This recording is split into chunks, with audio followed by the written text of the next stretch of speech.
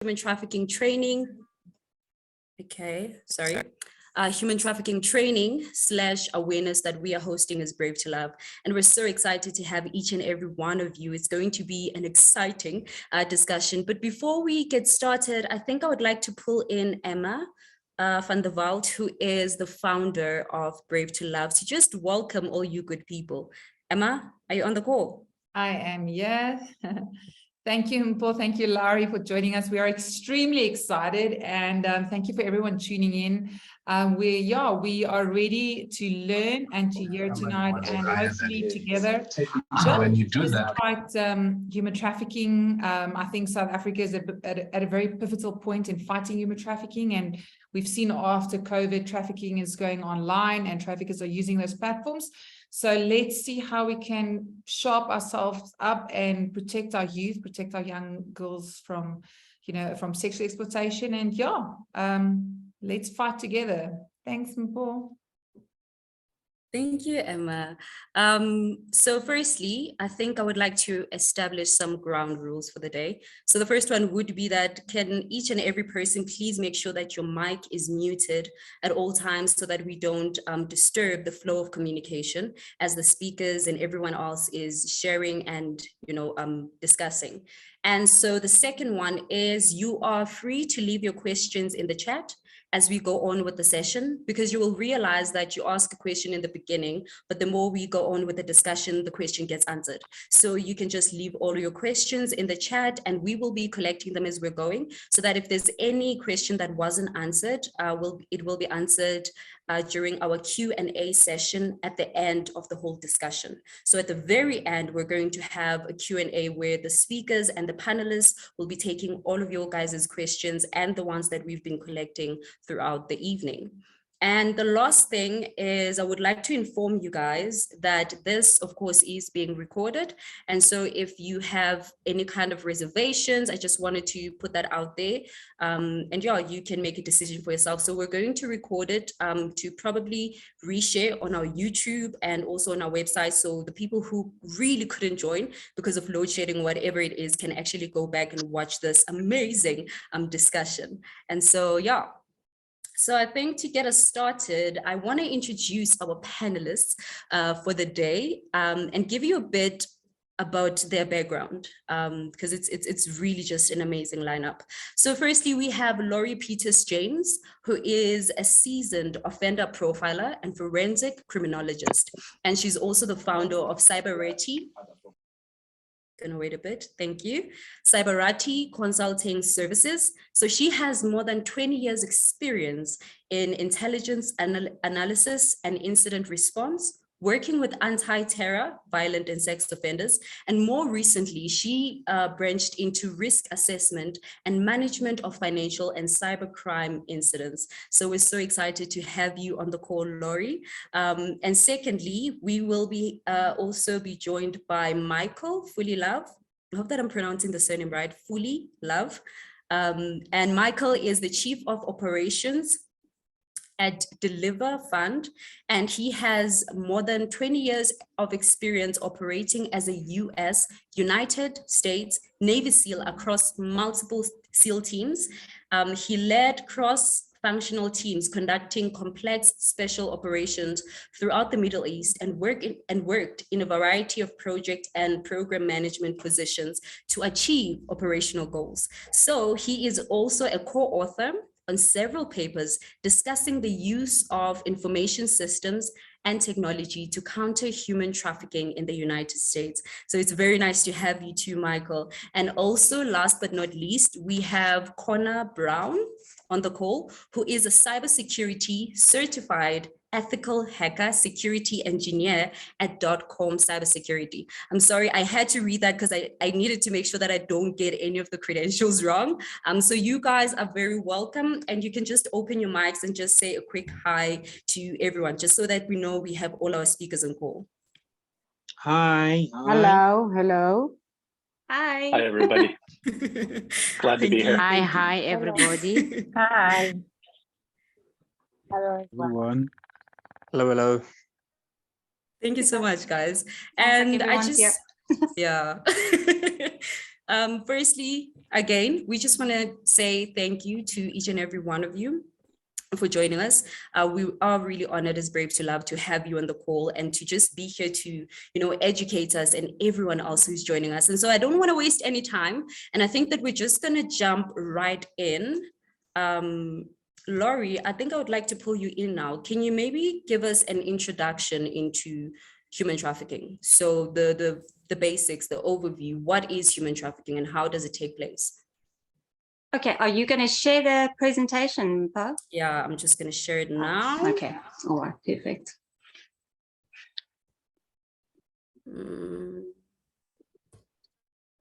Okay, perfect. I can. Okay, well, let me start in the meantime while Mpo's busy bringing up the presentation. So just as an introduction to human trafficking, it's long been recognized as one of the world's fastest growing criminal enterprises. Today, it's worth approximately $150 billion a year as a global industry.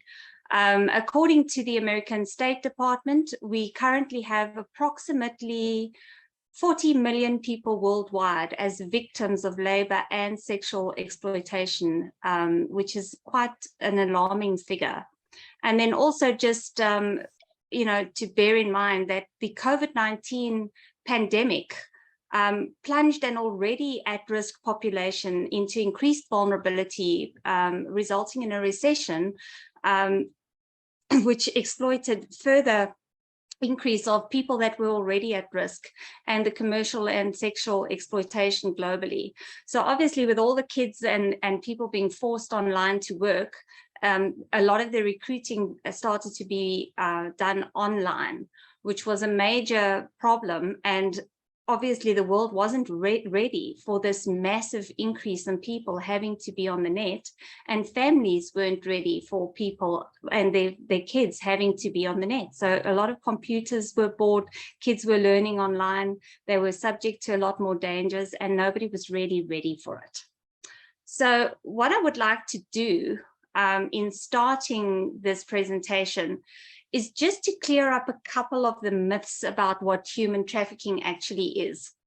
So I thought what I'll do is open with a little look at the act, the actual Human Trafficking Act, because in my experience, a lot of people have come to me and they feel that trafficking, you have to take somebody, you have to kidnap them, you have to move them over a border. That's sort of how human trafficking is viewed by a lot of people that don't work in the industry. So I thought we could start with the Act and just look a little bit at the Prevention and Combating of Trafficking Act in Person, of Trafficking in Persons Act 7 of 2013, which is the current act that governs South African law in particular. So on the first slide that you'll see, this was information wonderfully provided to us by Zelda Swanepoel of the NPA. So I'd like to just thank her for the information on the Act. So the Act came into operation on the 9th of August, 2015. The aim of the Act was to prevent and combat trafficking in persons. It was also aimed at assisting with the prosecution of offenders and the imposition of appropriate sentences and the protection and assistance to the victims of trafficking in persons. It also makes provision for a coordinated and multidisciplinary implementation of the Act. And you'll see later on that sections 4.1 and 2 provide for the offences of trafficking in persons. And that's what we'll actually look at.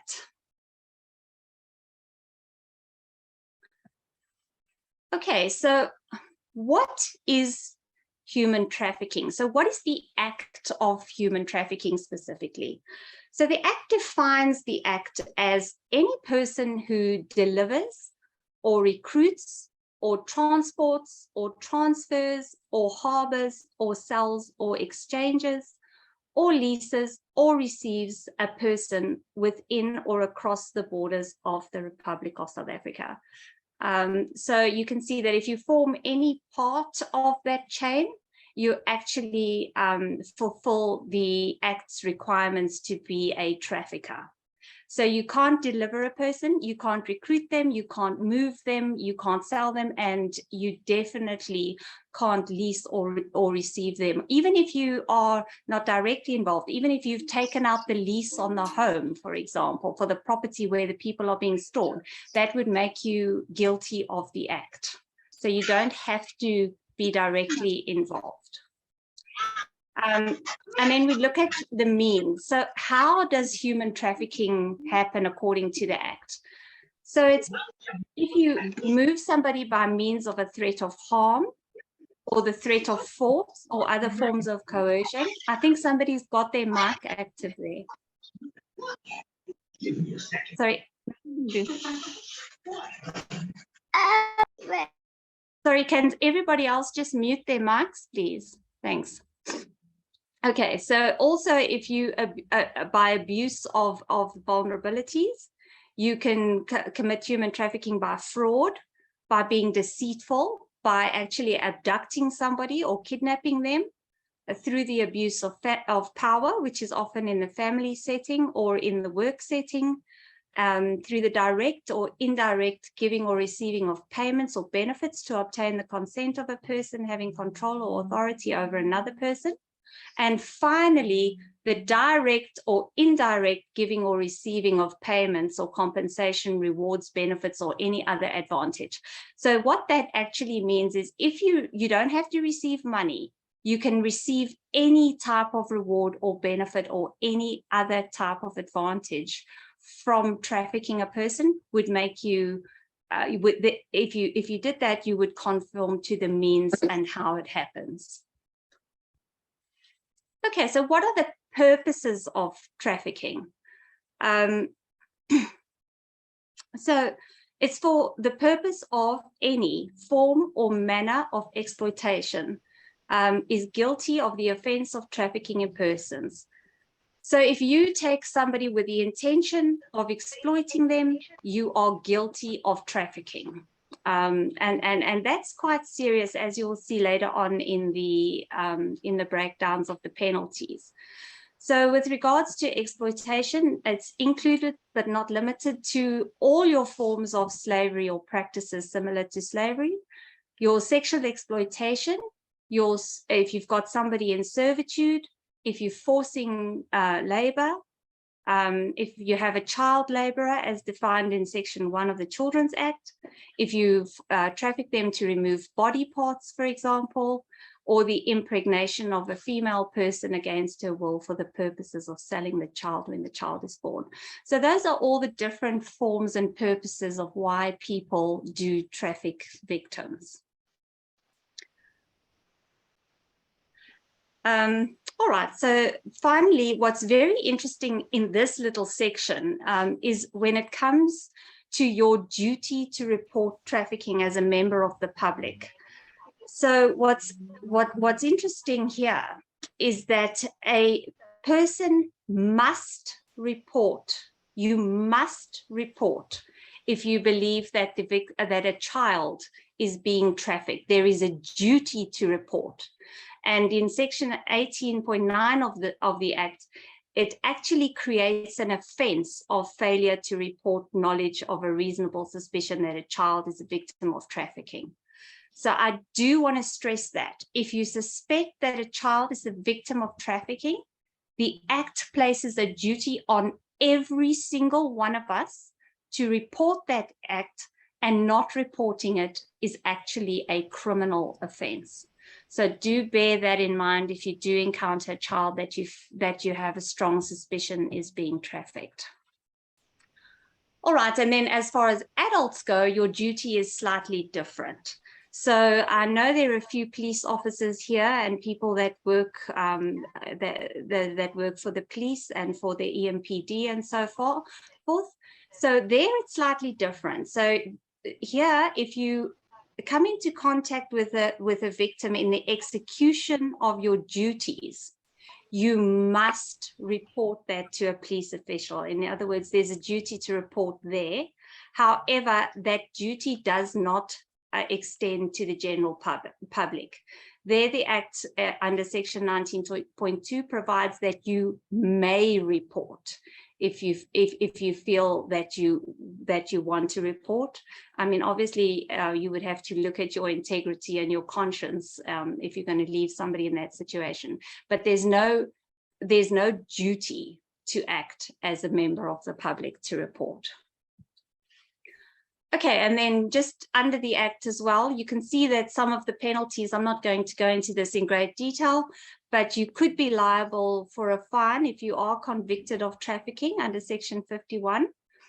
You could be liable for a fine of 100 million rand or life imprisonment. And that's the maximum penalties, and obviously depending on the seriousness and so on, that decrease. I wanted to do this. Hello? No, it's fine. I muted her. You can continue. Oh, okay. All right. So moving right along, if you look at this little slide with the elephant in the room, so sex trafficking is very covert, and it is the elephant in the room, so to speak. So as the world focuses on various other problems, and like COVID or the Ukrainian war or whatever is the crisis at the time, the elephant in the room, which is sex trafficking, has largely been ignored. And unfortunately, this continues to be the case because a lot of people just don't want to talk about sex trafficking, and a lot of governments don't want to admit the extent of the sex trafficking that's occurring. And unfortunately, in my business, there's a lot of government officials that are actually benefiting from being directly involved in sex trafficking and working against efforts in the countries to actually put a stop to this. So obviously, as I said earlier, one of the big problems that we had was COVID, because it changed a lot of the dynamics of our lives, obviously, and it had a massive impact on trafficking. Because, and for a couple of reasons, all the intensifying drivers and the root causes of human trafficking were suddenly hugely increased. So you had a vulnerability among the existing victims, and you also had a lot of people that were no longer employed and were looking for money and different outlets in their homes and were stuck in their homes. So obviously they had to find a lot of drivers. So obviously this industry is cash driven. That's the point, is to make money or to financially benefit usually, and sexually benefit. And you had families stuck at home and kids not supervised, or families with only one income, or families that had lost both incomes. So you can imagine there was quite a large incentive for people to actually start to traffic their wives, their girlfriends, their children, and anybody else that they wanted to traffic. Another problem, a big problem, was that a lot of sexual exploitation started to happen in the home. And that was a major problem, because many children were deprived of one or both parents or their caregivers, and that increased their vulnerability to trafficking.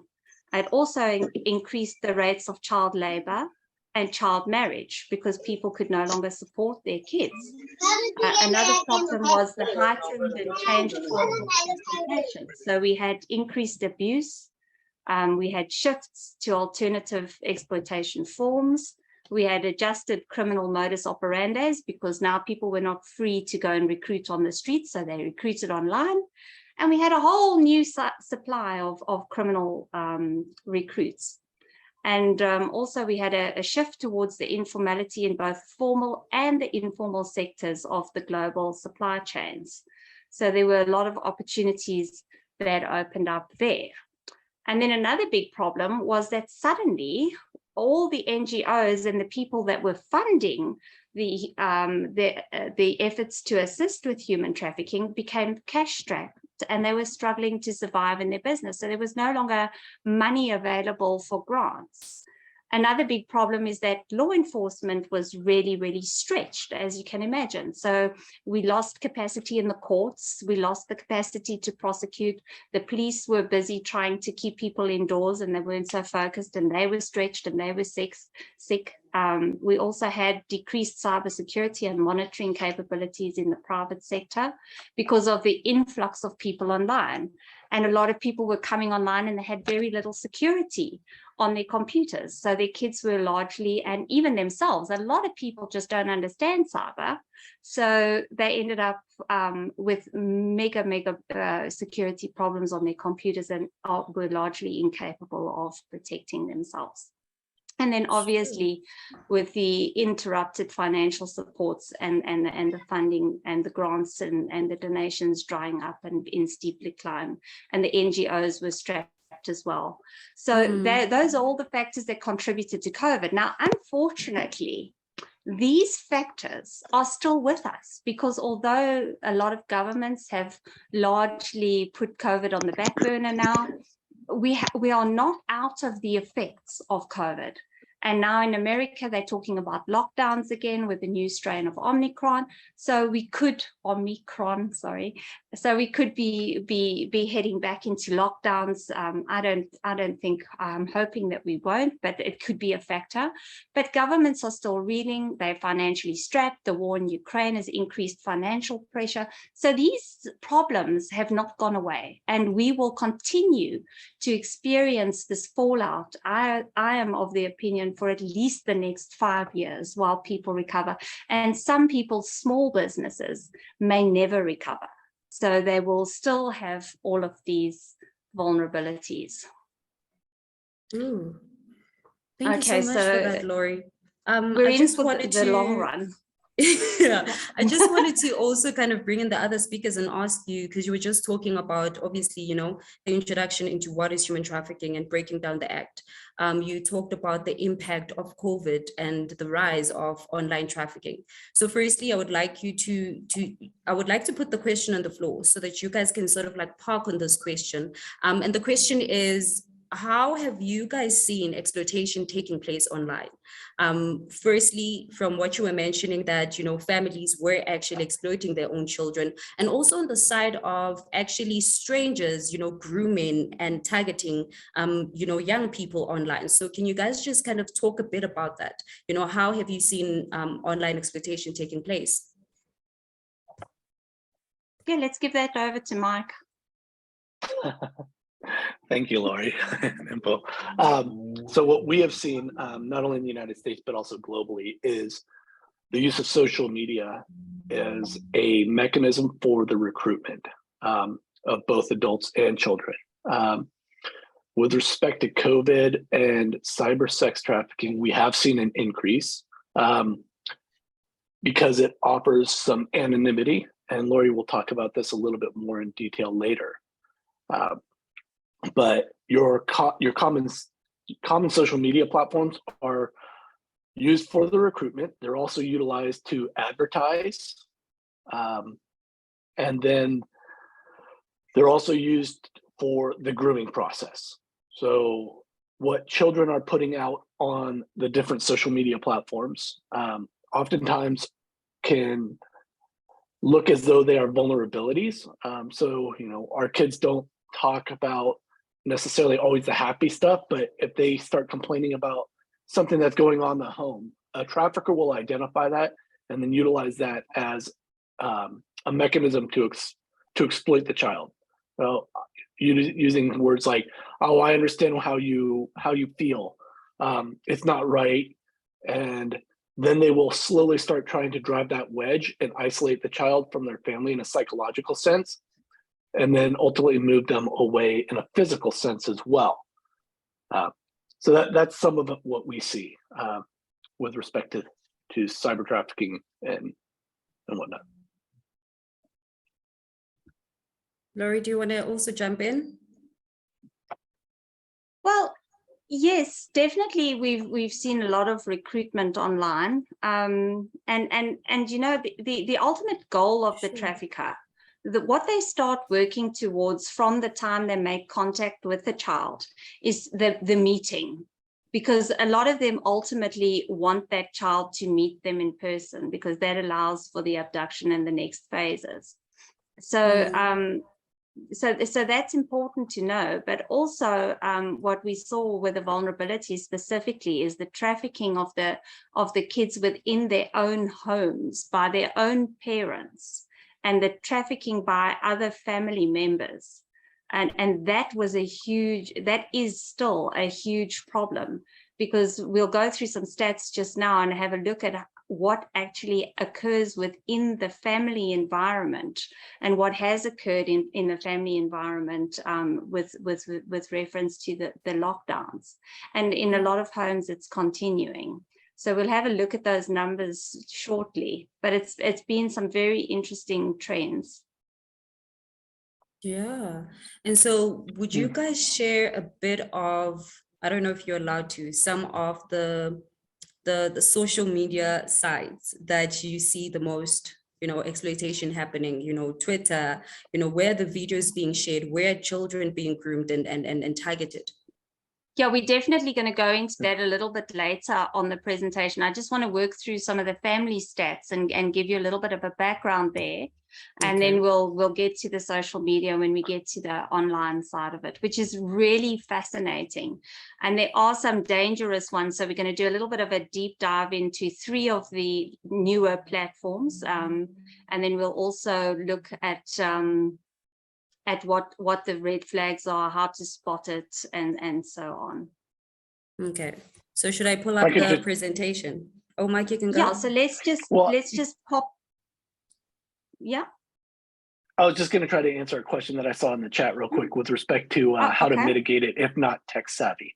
One of the biggest things that you can do as a parent is, or a guardian or an adult in a child's life, is simply talk to them and create a safe space for children to come talk to you.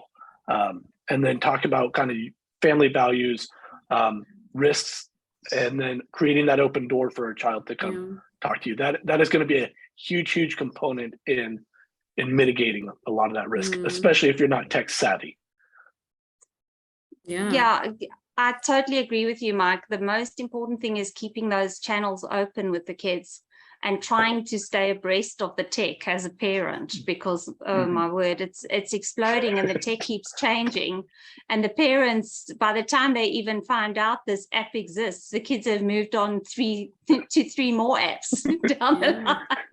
So the poor parents are already struggling, and then to actually negotiate those security settings on those apps, because each one is different. And to optimize those security settings and to learn the apps, that's really the only way of protecting the kids. Yeah. So Laurie, you can move on to the presentation and sharing the stats.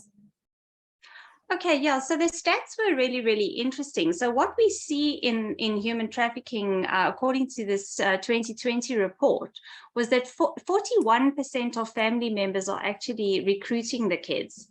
14% of recruitment is happening through the intimate partner relationships, 11% through friends, and 34% through other people or strangers. So you can see that the dangers within the family are fairly strong.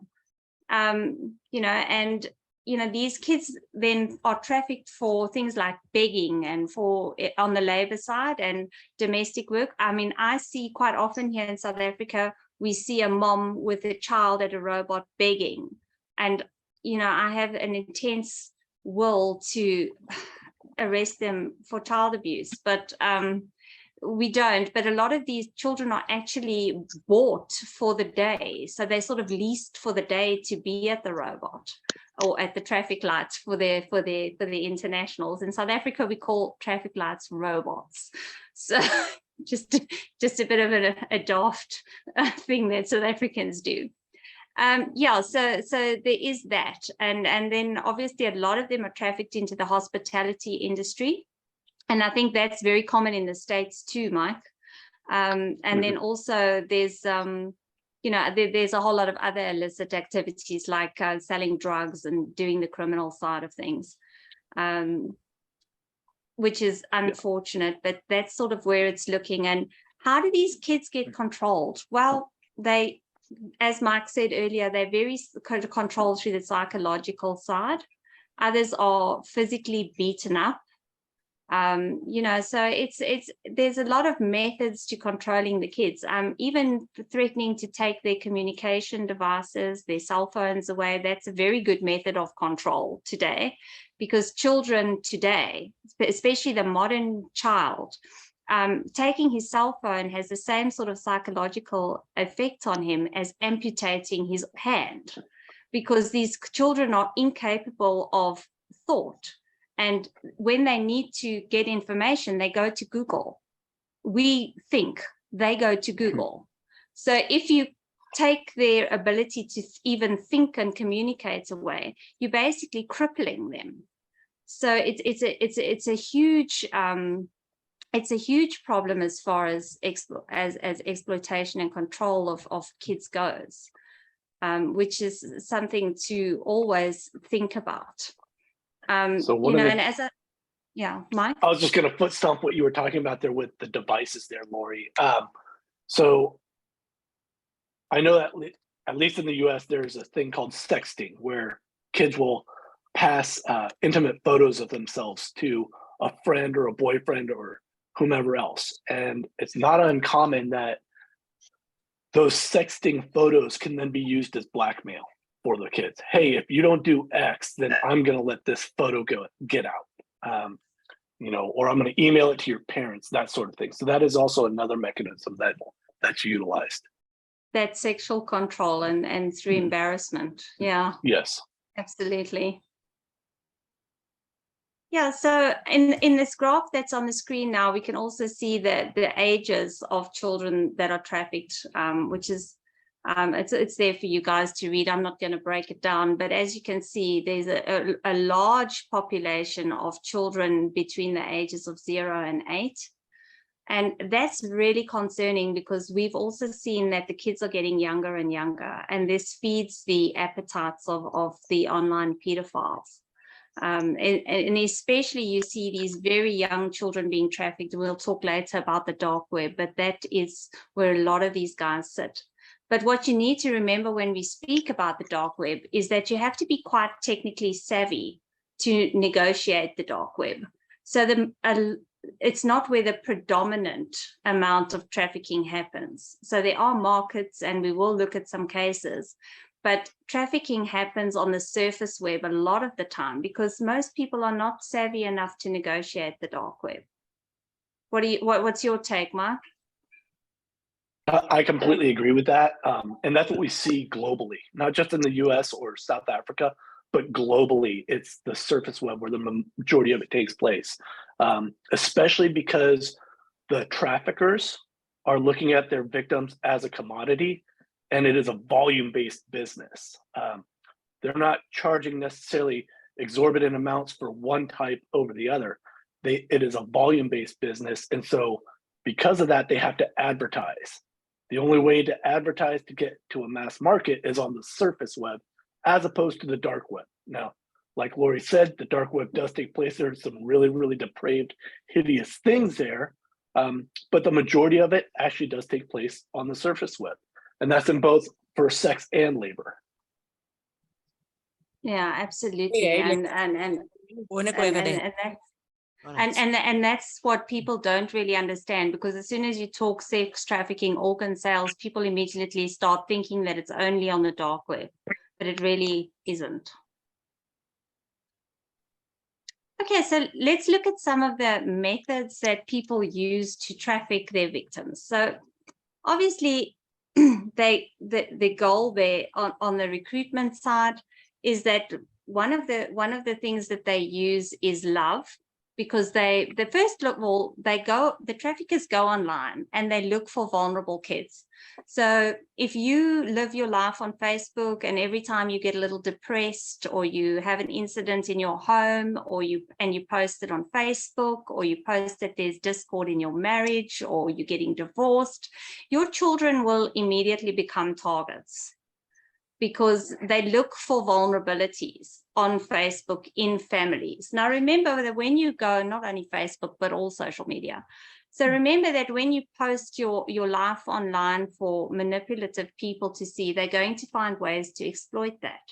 And remember also, you post a lot of information online.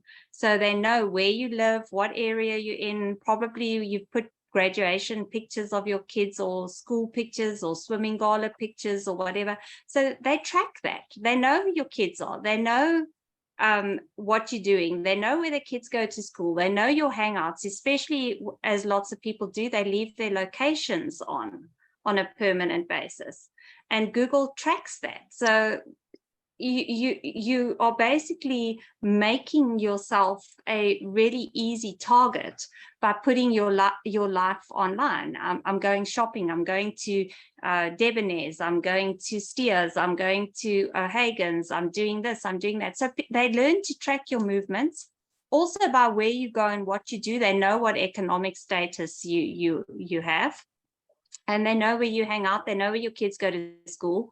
If you post a photograph of your car, for example, with the registration visible, they can get into the EMP or the traffic databases and get all your information off of the traffic bases. But chances are they were not even going to have to do that because you've already put it all online.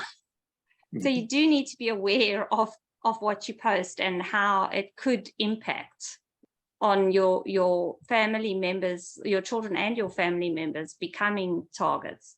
And that's what recruiters really look at, because they want to get those kids, and the kids that are vulnerable and the kids that aren't speaking to their parents, the kids that have had a fight, the kids that are not communicating, the kids that are depressed, those are the kids that they're going to target. And in fact, those are not only the kids, the adults.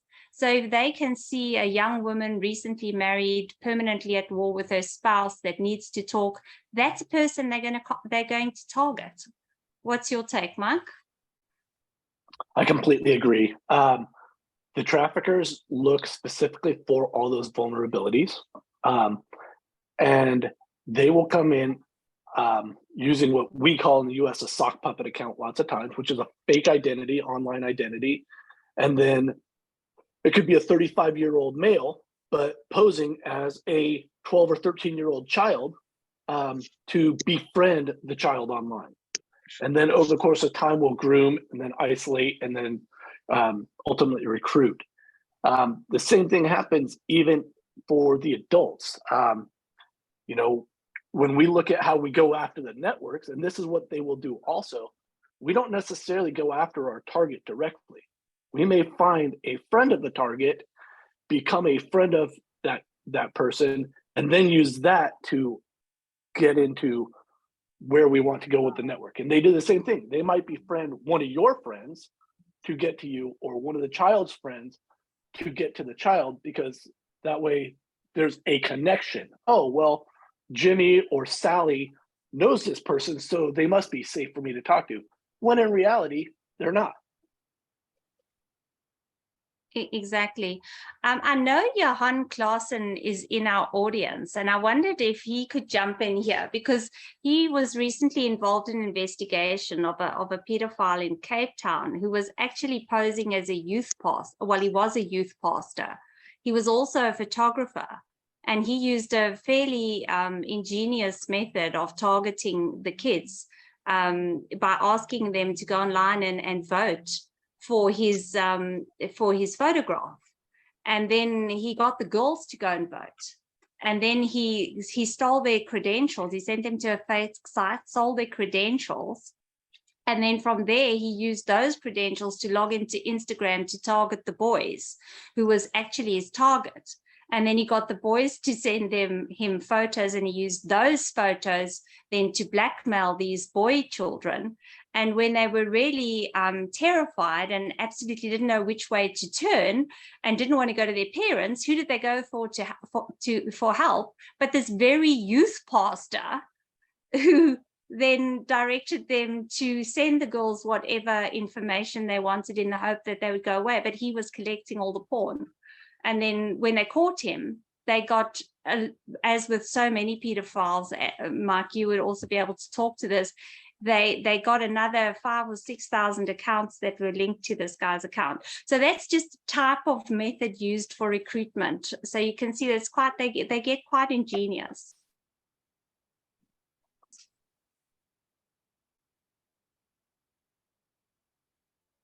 Johan, are you here? John here. Laurie, yes, I'm online. Oh, there, maybe I mean- you could just tell us a little bit more about that. Yeah, well, the case that you're referring to is actually widely reported in the media. It's the youth pastor Kent Block case in Cape Town. So there's a lot of media reporting on it. So we can discuss the case. It's open source. But yeah, I mean, you gave the exact gist of it. I mean, this guy just typical online trafficking, created his own phishing sites, like you said, send the girls the links saying go vote for my pictures online. That's how he'd steal the credentials, and then use, just that was his method of recruitment. Of course, the transportation, not that it's needed in the case of a child, but he convinced them to go to unsafe apps. So it's the whole idea of moving from safe apps to unsafe apps, and then for the specific purpose of exploiting them. Now, unfortunately, when you mentioned this one case, the Kent Block case, but I mean the SAPS members that are, especially the FCS and the SECI members that are online, they'll echo that this unfortunately happens almost on a weekly basis. That we see this new form of online exploitation, but online trafficking really, because it's recruitment for the purpose of exploitation. So there are thousands of examples, unfortunately, on cases like this. Yeah, that's why I thought it made a great example of a recruitment method and how this little chain works, and how you can actually, there's a person trusted, working for the community, in the community, trusted by the kids. And as with these types of people, they seek these positions where they are in a position of trust that they can get to their targets. So Yeah, another the flip thing side to it think is of, we talk about the position of vulnerability. They exploit the position of vulnerability of the victim. As you said, I mean, these kids, because they're being threatened online, feel that they have no way out, and they can't go to their parents. So what do? They confide into the youth pastor, who's the only person that they believe that they can trust. And in this case, he was the person sitting behind all these fake accounts, and he's the actual exploiter. So yeah, again, I think about probably more than 50% of the perpetrators being arrested in South Africa and also internationally are people in those kind of positions. Your pastors and your teachers and your direct family members, unfortunately, because they have access to these victims. But I guess this shall we- also answers the question of who can be a trafficker, yeah. right? Yeah. I mean, anybody can be a trafficker and anybody can be a victim. So no one is actually safe. Sure. Correct. There is There is no there's single no demographic. demographic. There's no single demographic. Mike, yeah? Yeah, I mean, I'll tell you, here in the United States, we saw an 8th grade teacher be a trafficker. So we've seen gangbangers be traffickers. Certainly there's the familial trafficking.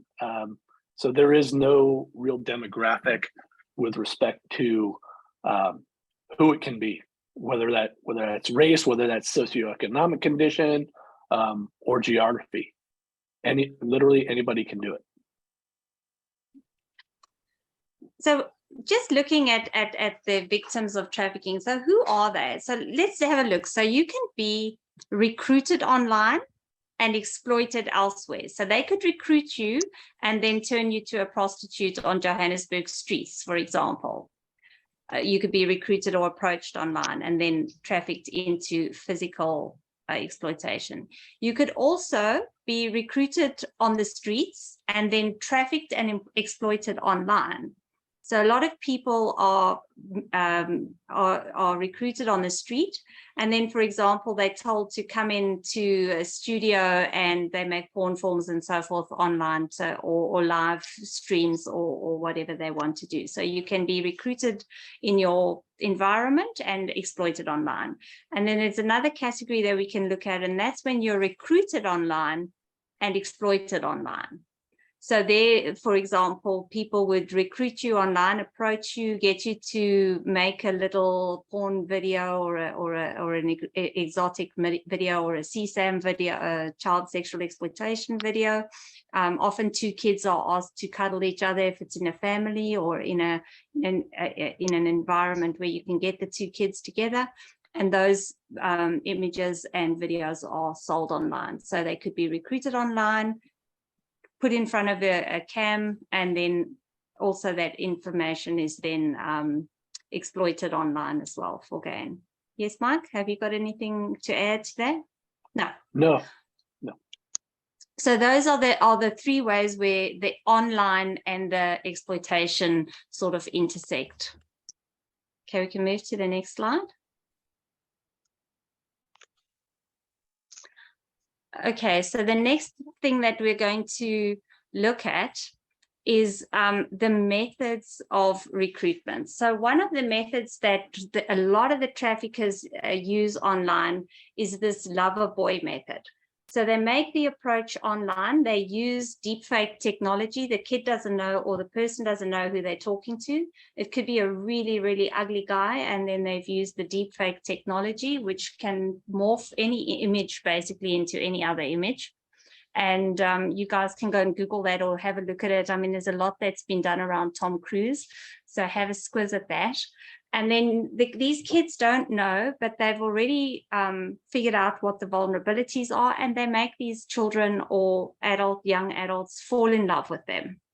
And then they use that influence of love in order to manipulate kids. It's very common in Eastern Europe. It's very common in Romania, Bulgaria, and Albania, as well as in Nigeria and Germany. But it is one of the methods that works particularly well online, because it's very easy to find these victims. It's very easy to fall in love. It's very easy to be a character that you're not when you're just interacting for a little while.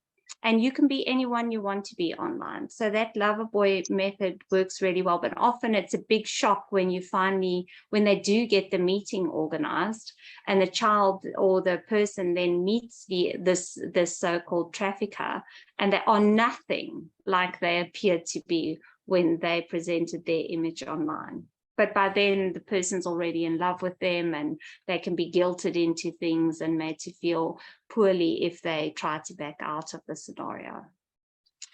So that's quite an interesting one. Another one that's very interesting and that we've seen being used more and more online as well is peer exploitation.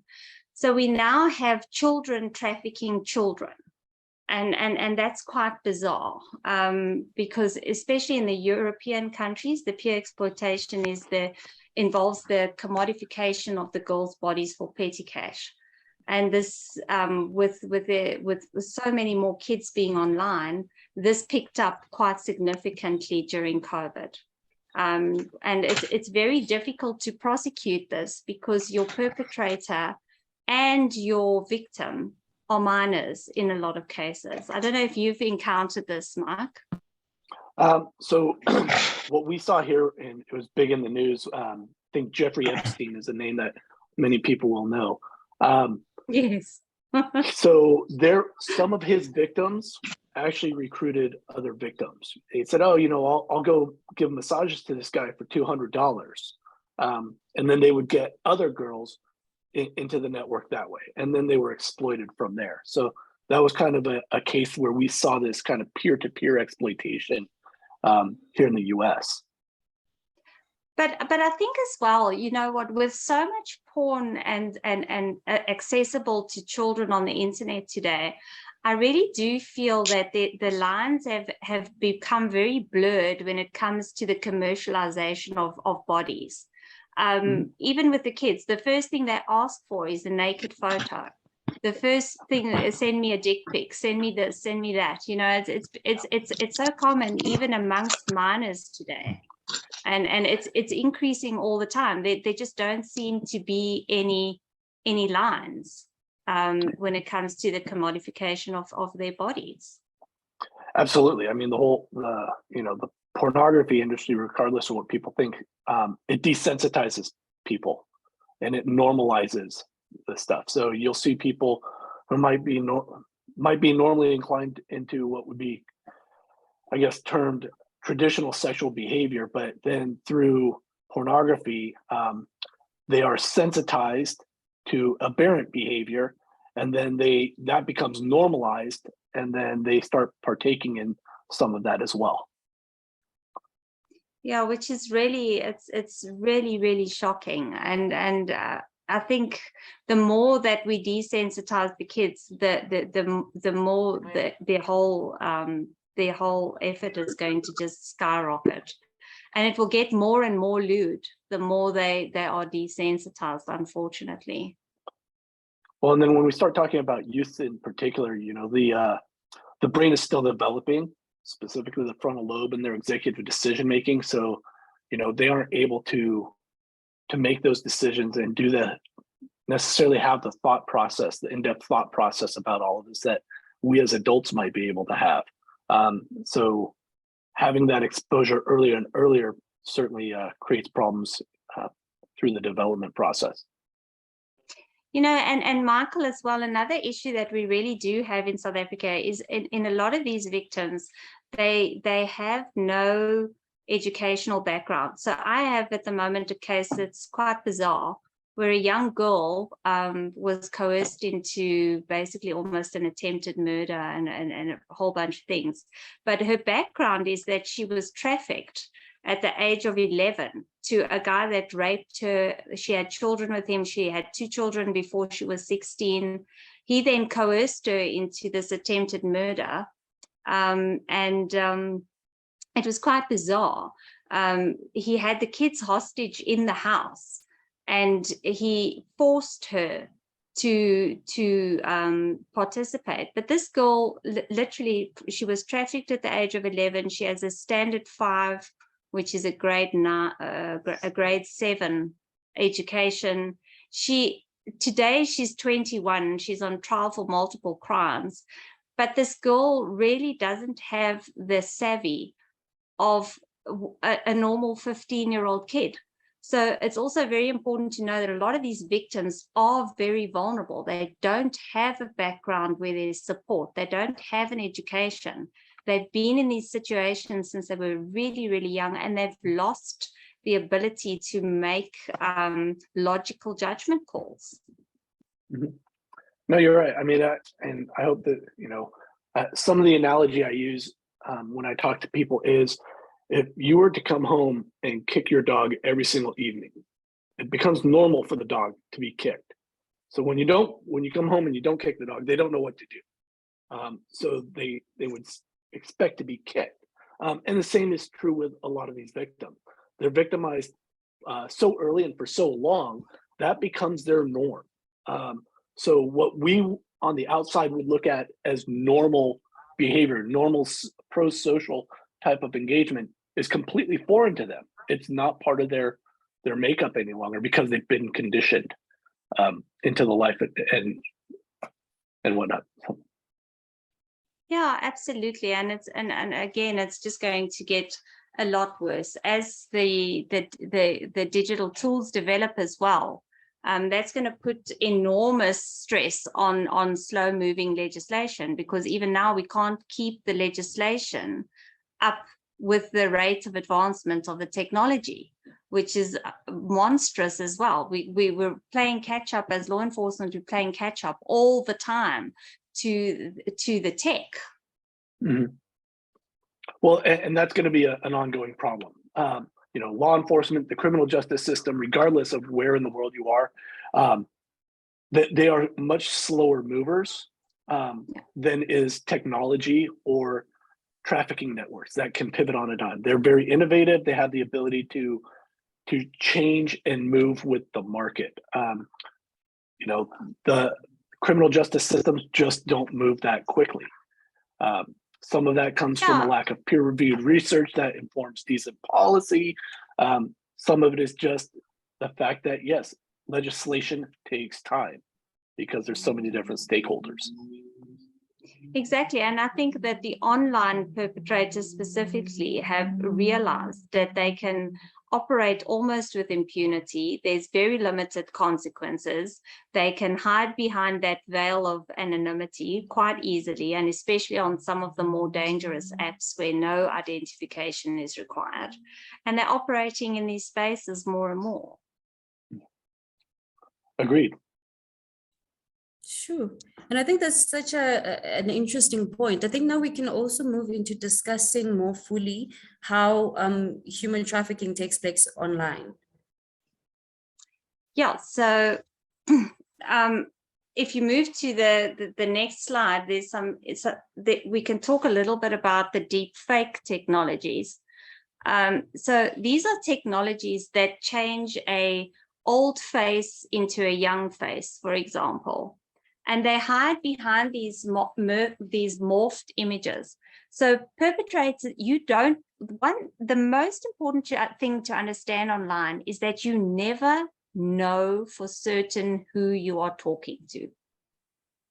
You may see a face and it may not be the face of the person you're talking to. You may see a photo and it probably isn't the photo of the person that you're talking to. So there's a very, very high risk of being duped into communicating with a person that you may believe to be another person. And that is something to bear in mind always. And this is something that children don't think about. But adults, unfortunately, are very similar, because what we see psychologically is when you see an image of a person, you believe you're talking to that person. A lot of people don't go any deeper, especially when that person is on a video. And that's one of the biggest problems with the recruitment at the moment, is this use of the morphed images. As I said, the one thing that they do is they use all the social media platforms. They make contact, and from there they start the grooming process.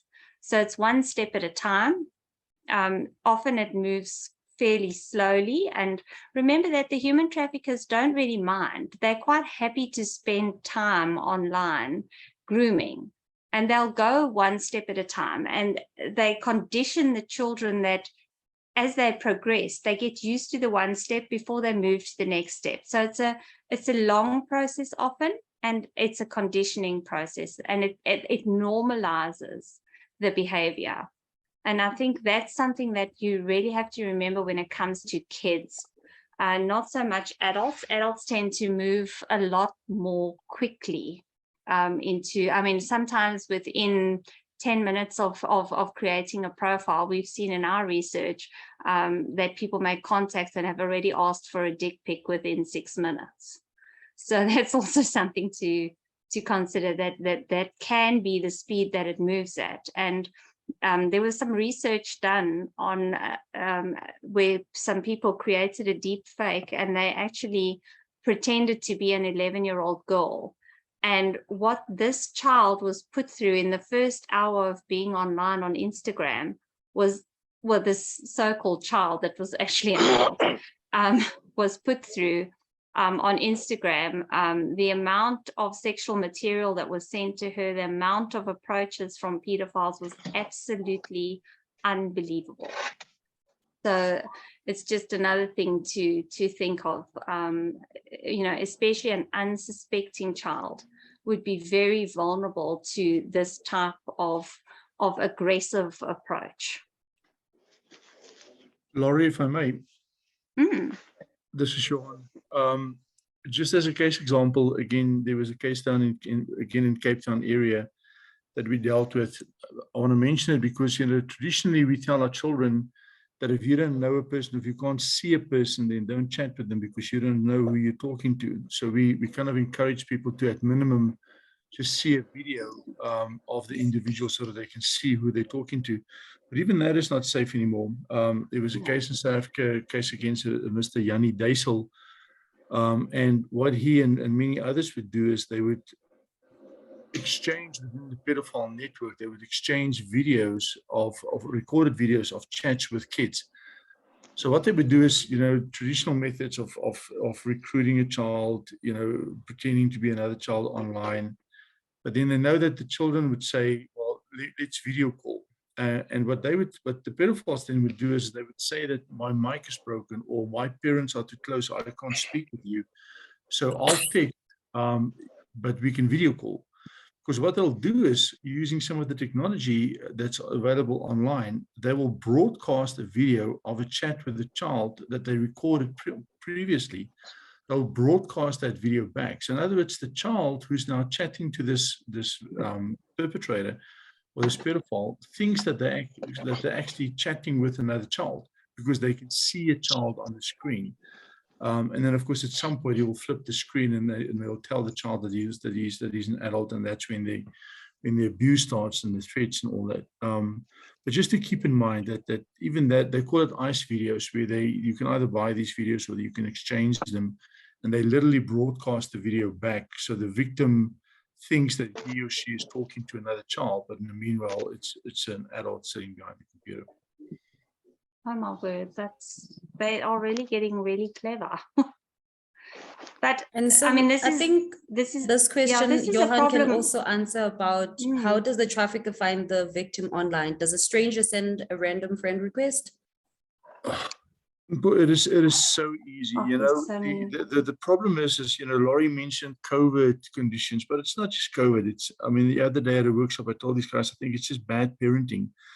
You know, we don't want to be parents anymore. We just want to give our children a phone and let them sit in their room and not bother us while we're working or we doing whatever we're doing. So because these kids are really just hungry for love and acceptance and you know, somebody to be there for them, it is so easy to find a child online. But I mean, not just children. I mean, we're talking about human trafficking, and I know when we talk about online trafficking, we focus a lot on children, but it's not just children. It's even adults. You know, people are so hungry, and we see that in all forms of law enforcement. You know, the old style 419 scams or the relationship fraud. It's all because people are desperate. So finding kids online is just, remember, for the children, it is a status symbol, how many friends you have on Instagram, for instance, or on Discord or on Snapchat. So the more friend requests they receive, they just accept it, not worrying, you know, who they're accepting. And that's when the chat starts. And the moment somebody actually, you know, starts giving them compliments and spending time with them, because the parents that they fall for it. And it's just so easy. I can guarantee you that if I go online right now, I almost want to tell you that I can befriend a new person online every couple of minutes. It is just so easy to harvest and to find and to recruit people online. Yeah, I can second that. I mean, it's unbelievable with kids, especially today in our modern world. Parents tend to lose focus of their kids. They're quite happy to shove a device at them and say, entertain yourself.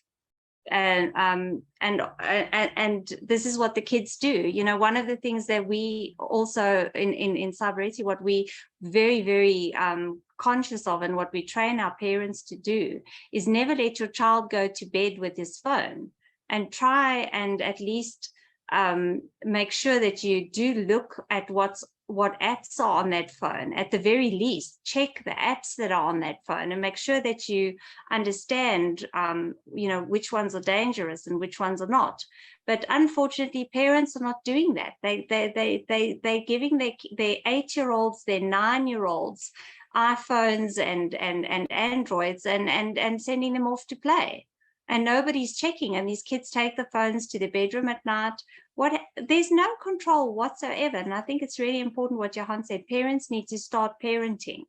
They need to start doing a little bit of monitoring and taking a little bit of responsibility. I mean, you wouldn't give your child a loaded gun and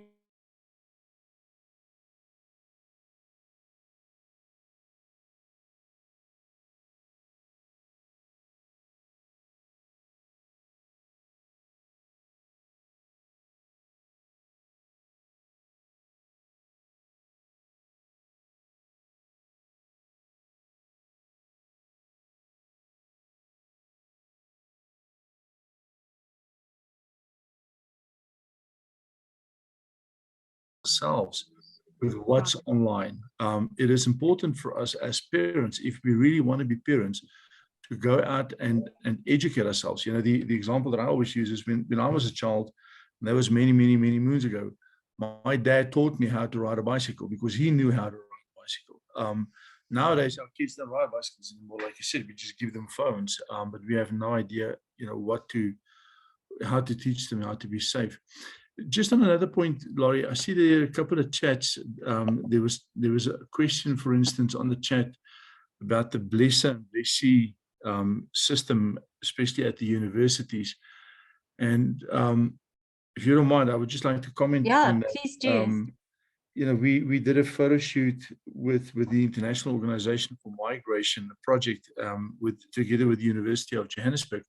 And interesting enough, you know, the students that we used for this photo shoot, we couldn't use some of them in the pictures afterwards because we find out that one of the students were one of the main advocates for the Blesser Blessee, you know, systems in the university. Now, for those of you who don't know what the Blesser Blessee is, it's really just a sugar daddy system. And the answer to the question is absolutely that can be used for human trafficking because, again, it's seen as the in thing to do. And with one student showing that she or he gets a lot of benefits from another person blessing them, they can very easily convince others to do that, or even sell other students to, you know, wealthier clients.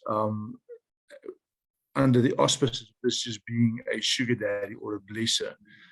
So yeah, unfortunately, that is something that's happening, not just in South Africa, but in the region as well. Yeah. And Mike, have you got anything to add there? Yeah, so what I was going to kind of talk, what Johan really kind of brought out was, you know, our parents taught us how to ride bikes, but now, you know, our kids are getting ahead of us in the technology. And I'll tell you a strategy that I have found beneficial, because I can't teach my kids how to use a lot of this stuff. So approaching your child and have them teach you how to do it. This gives you the opportunity not only to engage with your kid in kind of a non-confrontational, non-confrontational manner that is safe for them, and then it also gives you insight into how things are going, and it provides opportunities for you to ask questions. Oh, well, what is this person saying? And then it also opens the door for further conversations.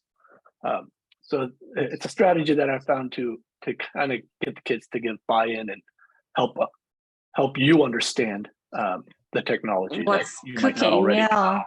No, that's Mike, very... again, that's absolutely correct. But also, you know, just to come back to the parenting, and Laurie, I'll shut up in a second. My apologies for No, you go. Very interesting. But, you know, one of the things I think that is so important today in today's day and age is for us as parents to advocate like a wildcard system with the kids. You know, what we're seeing is these children become victims because they feel that there's no way out.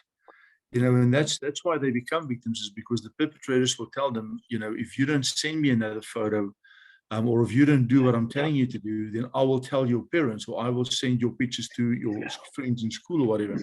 So the children really think that there's no way out other than giving the perpetrator what they're asking for. So what we're advocating is a wildcard system, is to tell your children that they have a wildcard to play.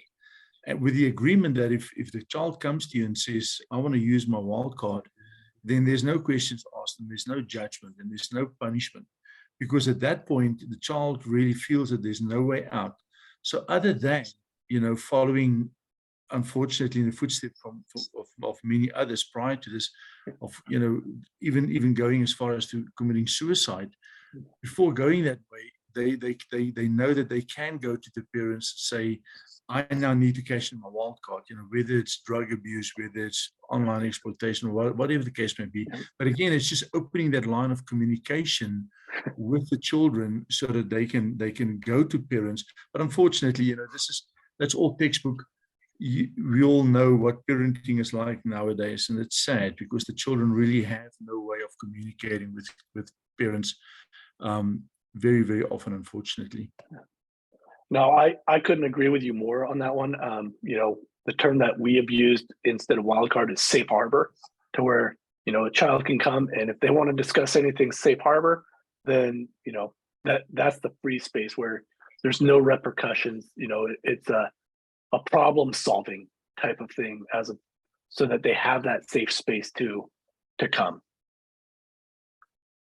Precisely for the reasons so that they aren't then pushed elsewhere into whatever those downstream effects might be, you know, potentially ending even in suicide.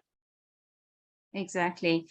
Well, you know, it's also it's really important also for parents just to monitor, I think, the internet and just make, oh my goodness, you know what, sorry guys, I am sitting in load shedding and have been the entire time.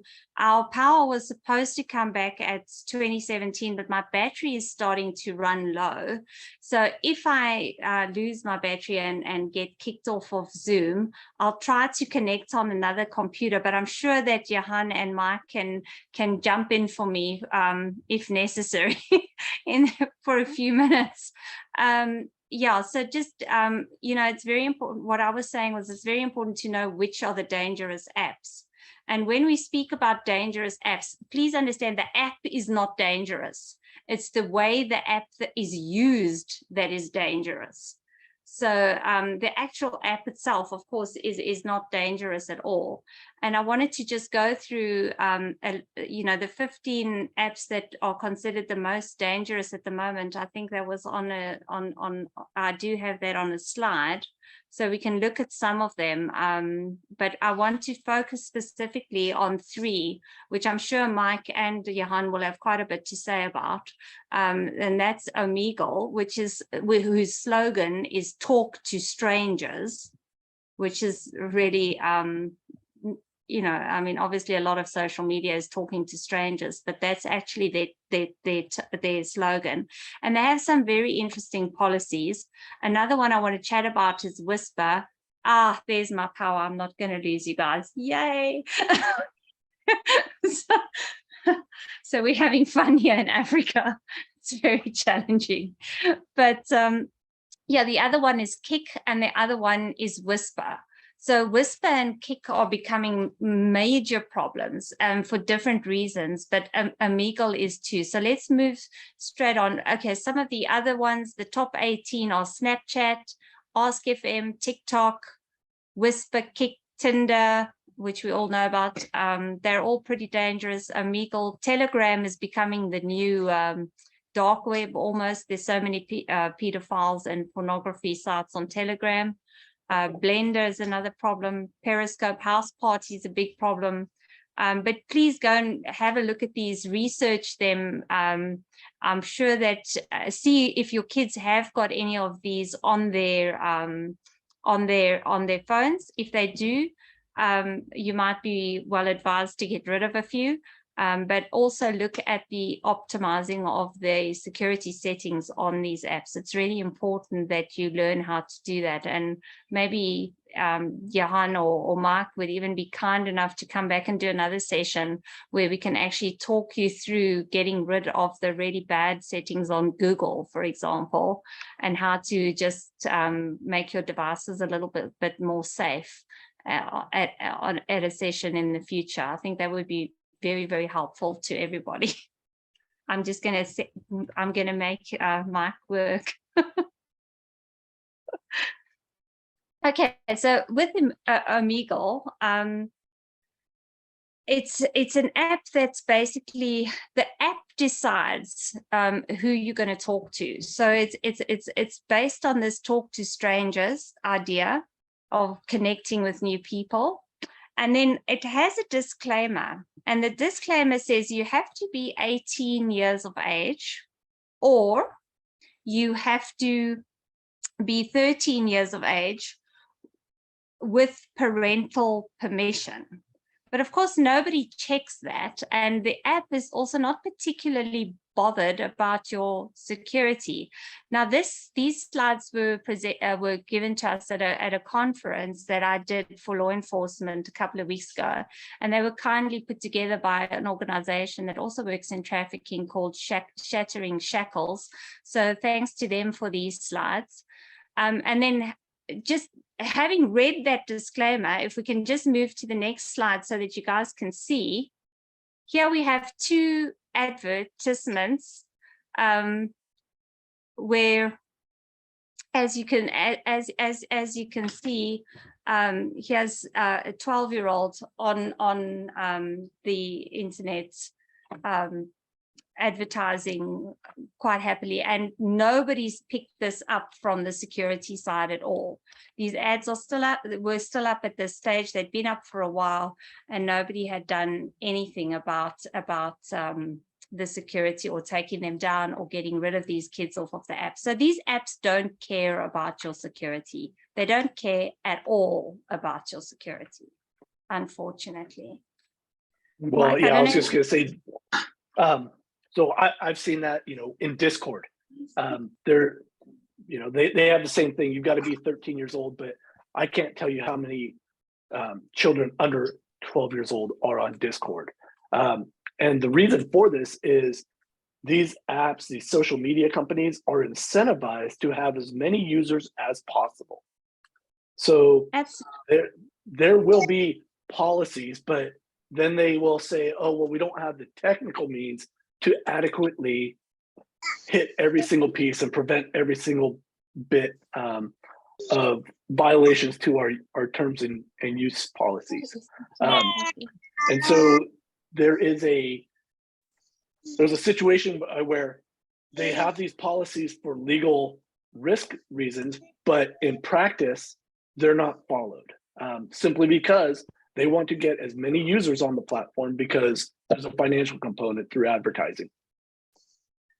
Absolutely.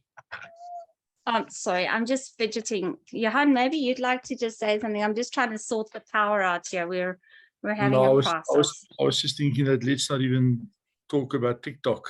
Oh yes, well that's TikTok is one of the notorious apps that we're dealing with today as well. I mean, as so many. But again, you mentioned it earlier. It's not the app that's unsafe. It's the person handling it. But so that's true. But the flip side of it is some of these apps give better law enforcement support than others, and that is our biggest problem with TikTok. Is that the Omegles and the Kick and all of that. For the most part, we're getting great support from the organizations, from the companies who owns them, from a law enforcement standpoint.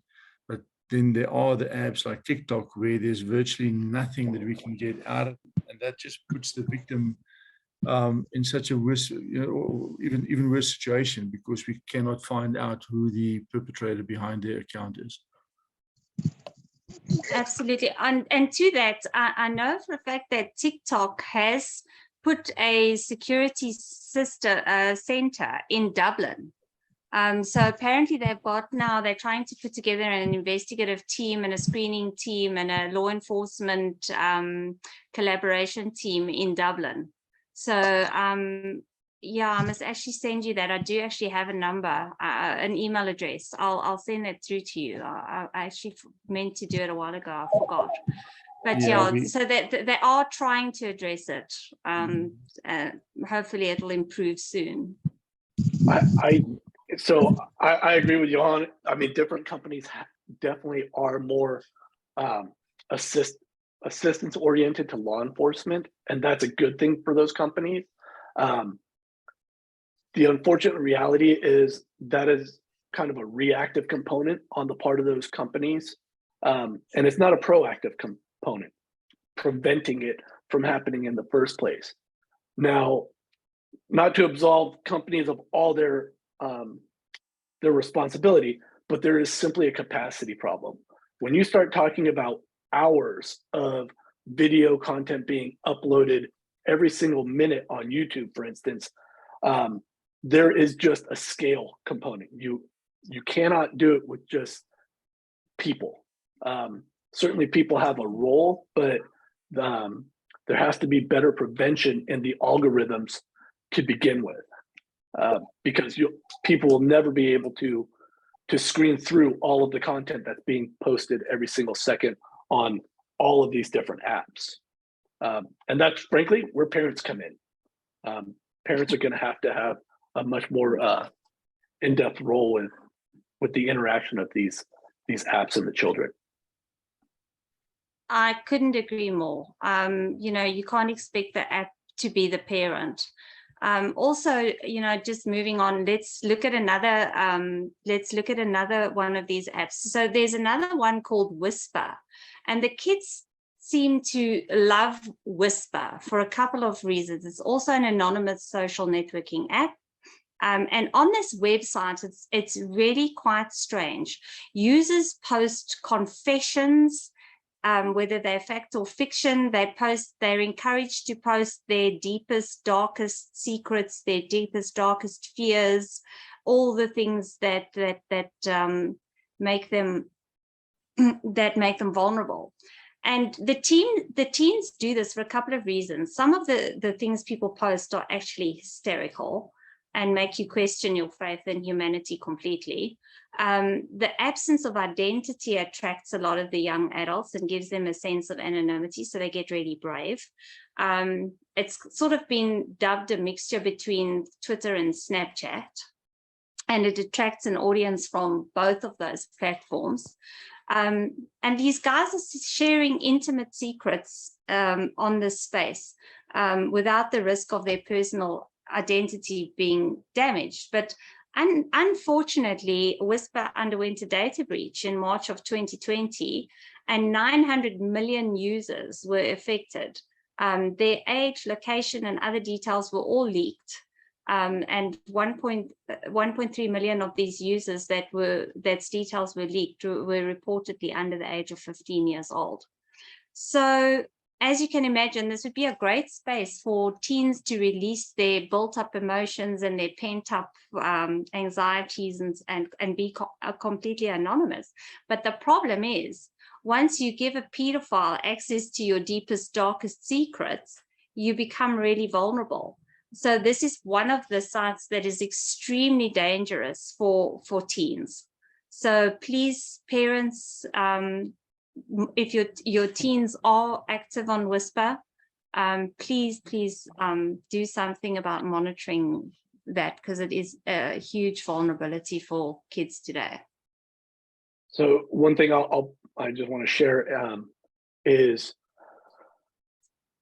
it's not anonymous. There's a username or some sort of an identifier that's associated with everybody. And people are creatures of habit. So what I would submit to just the audience here is, how many of you have the same password on multiple different platforms, or a very similar password on multiple different platforms in your everyday life? If you were to look at your usernames on various social media, very oftentimes they are identical or very close to identical. So it becomes very easy for a pedophile, a trafficker to look at a given identifier on one platform that may be a little bit more anonymous in terms of the chat, but then use that username or whatever to identify other platforms, and then start digging in a little bit more into those users. So maybe taking the one from Whisper and applying it to Twitter or Instagram or Facebook or Snapchat, and then so on, and then ultimately getting to people that way. Can I just ask a Absolutely, follow-up that's question about Whisper? Because I saw that it says that they obviously collect records on their website. So they collect records of obviously the username. They said the IP address. So what can a hacker or person who's very technological savvy do with your IP address? Can they do much damage or find out more information about you? Or depending on the type of IP address, and Lori may speak more intelligently, and Johan as well, you can geolocate the person.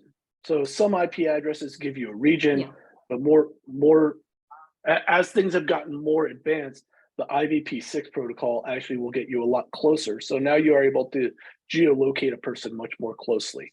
And that gets tied into the bigger targeting picture.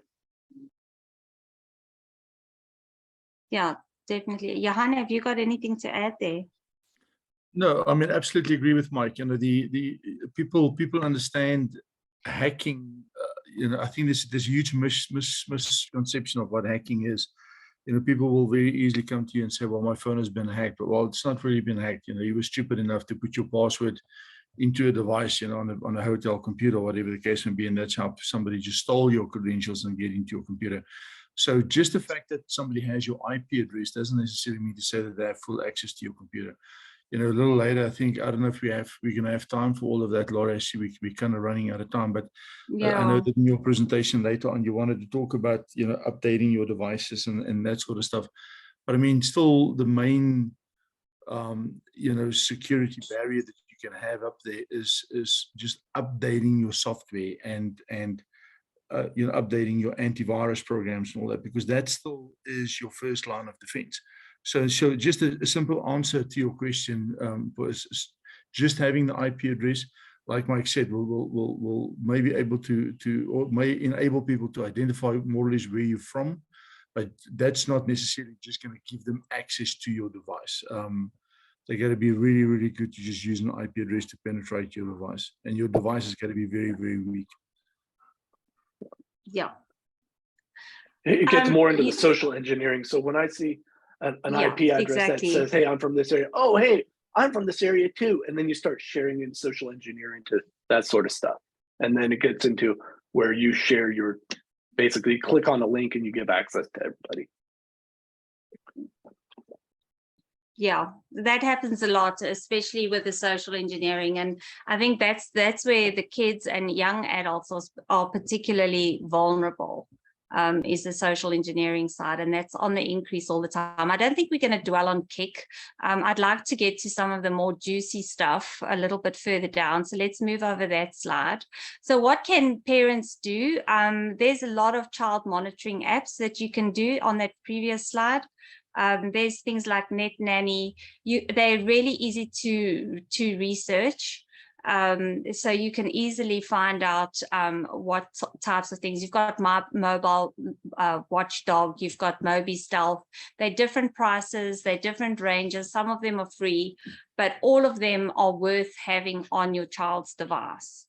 So pick one, figure out what works for you, figure out what's in your price range, research it and have a look at that, because it really is in your best interests to have some sort of monitoring on especially a young adolescent's phone. I don't think it's a requirement today. If you're going to give your child a phone, at least give it, you have the ability to put the safety on the gun you're handing them. So that would be your safety. Okay, let's move on. I think what I'd like to talk to and what I'd like Mike to talk to at the moment. So if you look at in South Africa, we've got a lot of sex advertising sites. So that's just a list that was very kindly provided to us by Deliver Fund when they did a research on the South African sites. So you can see that they are plentiful. But on the next slide, we'll go and look at an advert. And this is what I'd like Mark to talk to. How do you identify an advertisement placed by a trafficked person as opposed to an advertisement posted by a person working voluntarily as a prostitute or maybe freelancing themselves with no pimp involved, and definitely not a trafficking victim. So Mike, I'm going to hand this to you because it's your area of specialization. Certainly, thank you, Lori. I'm going to go through this quickly because we have a fair amount of content to cover. But when you look at these advertisements, you know, when you have somebody who's speaking in the third person, oftentimes that's an indicator as opposed to saying I or me in the first person. When you see a very broad menu of activities, like I've said here, that's an indicator. Most people are not going to be into very degrading type of sex. So when you see a very, very wide menu of activities, that is an indicator. And I have to say that none of these are to be taken in isolation. You've got to see a list of different indicators to really kind of raise that index of suspicion. So when you see pictures taken like third party, like here on this one, certainly there's ways of doing this, but to tie yourself up like that is kind of an odd thing. And then to be able to set the timer on the camera to be getting you this particular photo after you're tied up, it doesn't really seem very common. So that would be an indicator. Those third-party images, things like where, okay, well, how do you tie yourself up like this? Certainly advertising young, because unfortunately there are depraved people out there who want young. Lots of times they're not going to be advertised as 14 years old. They'll be advertised in the 18 to 20-year-old realm because child sex is illegal in virtually every country in the world. There's lots of movement because traffickers like to keep the victims isolated. And by moving them, they are kept off balance, and they also stay ahead of law enforcement's investigatory capacities many times. So you'll see new in town or short time only, that sort of thing. Another one, especially in the international realm, is when you see a advertisement, but the person in the advertisement doesn't speak the language of the country in which they're being advertised. That's a very big indicator. Not too many people are going to be going and doing that. And then certainly the other things of restricted and controlled movement are indicators where they're not able to come to you, you have to come to them, that sort of thing. So yeah, and then another thing that's quite interesting there, Mike, is often you have multiple adverts of these young women that are linked to the same cell phone number. Yes. So a person may have multiple trafficked victims, and also, yeah, so that's also quite common, is when you see the same cell phone number appearing with different girls and different images. Yes, that's absolutely an indicator, especially when you see that over time and distance. Mm-hmm. Okay. So then the next slide just shows you how sometimes the area, so you'll see a number linked, or you'll see a lot of recruitment online in a specific area, but it doesn't always stay online. As we said before, it's recruited online, trafficked to the streets. So it doesn't always stay online. It could be recruited on the streets, trafficked online, but often you'll see that adverts link to the towns where there is quite a bit of trafficking, but Mike can also speak to that. Yeah, so this is just one of those advertising sites that speaks to people who want to purchase sex. So if they aren't comfortable getting online because they feel like it might be a law enforcement sting, okay, well, hey, here, you can go out here and do this. This also can be utilized as a resource for traffickers to recruit, because people who are already on the streets are vulnerable. So traffickers will use this to go out, identify the areas where they might want to recruit these people on the street, because they simply get to interact with them, identify them, talk to them, identify vulnerabilities, and then recruit them into their networks so that they can make more money.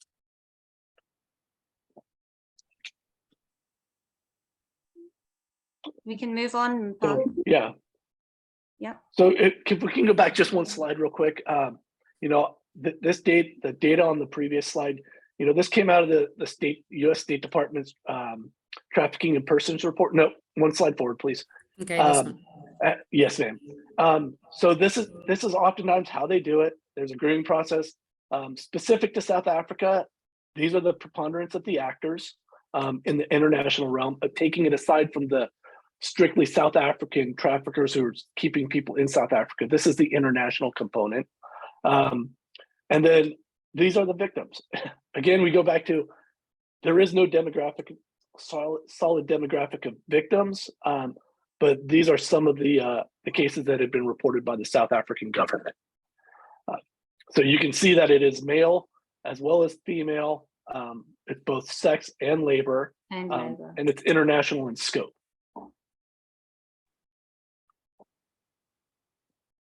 We can move to the next one. Yeah. So why do they recruit online, Mark? They And- recruit online because it's a lot cheaper than trying to go out and do something in person. You have travel costs associated with going in person. You are exposing yourself when you're out there in person. You can sit online and scroll through Facebook, and it costs you nothing.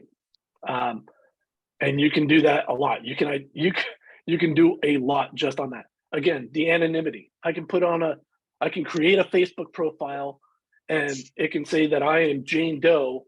I'm a mom of 6, and I'm a teacher in whatever country, state, or region, and then I can just start looking at people. And that would be non-alerting. Finding or identifying people with ostensibly common interest. So there's a security component, and then there's the ability to start communicating with people and recruit online. And we see this in other situations like the Ukrainian crisis.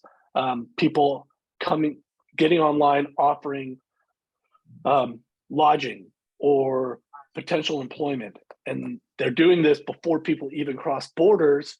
Once they get across borders, now they are isolated from their culture, from their support networks, and then they are essentially brought into trafficking networks. And that's a big thing in South Africa as well. A lot of the recruitment is done through employment ads, a Yes. lot. And also with the kids modeling agencies, big problem. So yeah, I'm always very cautious when I see those two. So, this is kind of, I've already kind of talked about a lot of this, when we Yeah, I start don't talking think we about need Discord. to dwell. Yeah. Don't think that it is necessarily a very quick process. We've seen cases where a child was groomed over the course of 18 months. So it can be a very prolonged process. And that's why it takes continual engagement with your kids. They track through, there are location tracking apps. If somebody's recruited into a network, they are monitored by their phones, by their traffickers. They will randomly FaceTime and force their victims to show what's in the background to make sure that they're doing what they are and where they're supposed to be. Certainly, they control them through force, fraud, or coercion. Drugs is another one, but frankly, that becomes an additional cost to a trafficker, and it's cheaper to control them psychologically. But the use of drugs and chemical dependence does in fact happen. And then simply going back to the psychology, withholding of affection. We talked about the lover boy as a recruitment method. You have what are the violent pimps and traffickers that beat people, but more effective is what we call the Romeo method. Once they've been recruited, you do this because you love me. That sort of thing is much more effective. Well, when you start getting that, the person thinks they're in a relationship, and then you start withholding that affection because that was an identified vulnerability that has been exploited. Then that becomes a control mechanism. So, and then certainly really convincing the victim that, especially if they're from another country, that they will be in trouble with the authorities. They cannot trust the authorities because they're there either illegally or oftentimes they will convince them that the authorities are complicit. We have seen cases where in trafficking networks, they will have somebody dress up as law enforcement to go in and essentially test their victims. And then that furthers the impression that law enforcement is complicit and cannot be trusted. Oh, don't worry. They don't have to dress up here. There's plenty law enforcement that are complicit. We've got those in droves. There's no need to dress up. So, these are all different methods of control, and they're very challenging to break, especially when they're psychologically involved. I'll turn it back over to Lori for this portion, though. Okay, so we've talked a lot about the surface web. I promised you a little bit about the dark web, so I think I will spend like maximum 10 minutes on the dark web, but just going through a few things.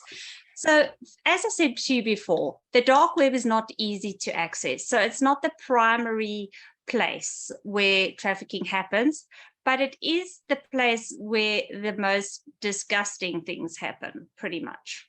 So it's on the dark web where people are already anonymous, where they feel free to basically engage in the most shocking activities.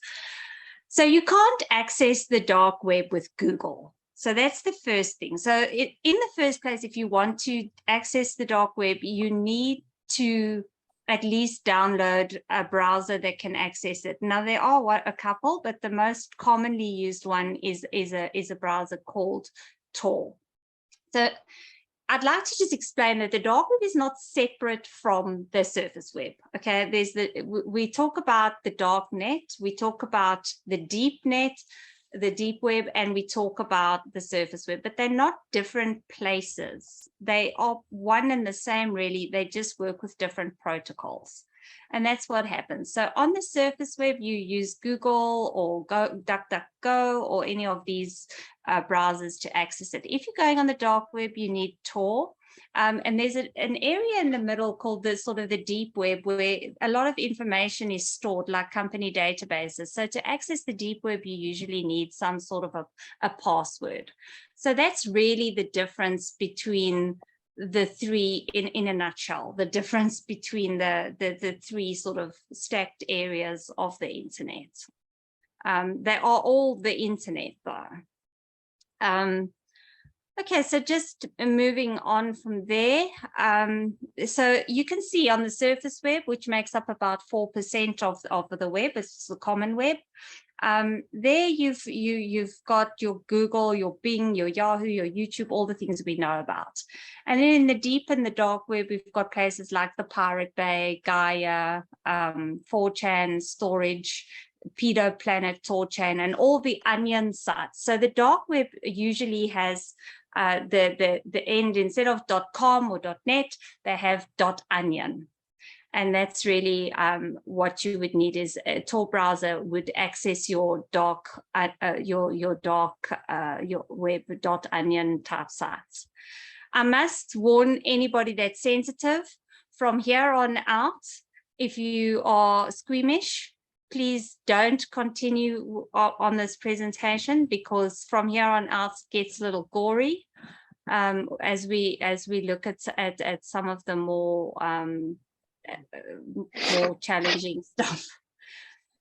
Disturbing. Yeah, so just to give you an idea, so this next slide shows you just some images that were randomly searched on the common web in 3 minutes with no ID and no registration. So you can see there's quite a lot of material available on the surface web in any event. And it's not always censored, and it is easy to find. You know, you just need to do a couple of Google searches. I mean, we did one as an experiment where they said, pretend you're an 8-year-old and have just learned the word sex and see how far you can go without a credit card. Well, I learned about all sorts of things that I didn't know existed. But when you move into the dark web, you're moving into the realms where it's by invitation only. A lot of these sites, it's very high end. You can do a lot of ordering of specific sexual things. You can order snuff films. I don't know if anybody of you don't know what a snuff film is. A snuff film is a movie, a film that's made of a murder. And on these sites, there's even participation by the audience where you can suggest the modes of torture and so on. So it gets really quite depraved quite quickly. So if you look at the structure here, you've got the common web at 4%, and then you've got the levels of the dark web, and then right at the bottom you see on the real dark net, the type of things are the pedo, the snuff films, this type of the bestiality type stuff. But not that that's not on the surface web. It is. It's just yeah, it's a different sort of level on the dark web. And then a lot of the organs are trafficked on the dark web as well. So you've got a lot of organ trafficking. You've got a lot of that type of behavior happening. And of course, we haven't dealt with the organ trafficking, but besides the labor and the sex, a lot of trafficking on the dark web is organ related.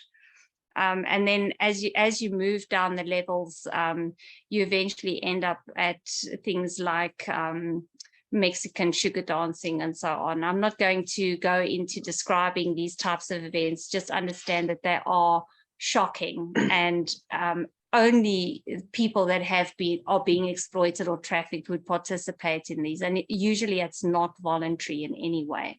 I mean, nobody's going to volunteer to be in a snuff form. So here you can see a dark web site. We've taken off a lot of the identifiers, but this one is specific to planning an event.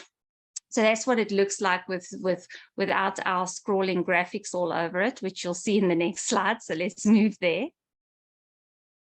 So next slide.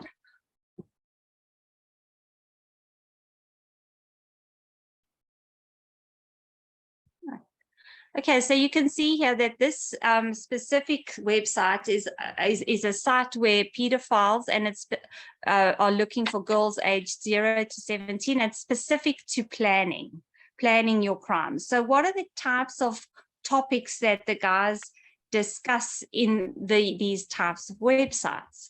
One might ask, and this is where it's quite bizarre. So some of the things are abduction methods. So they'll tip off and teach each other how to abduct. One thing to remember about the dark web and actually getting into these websites is that it's normally on referral only.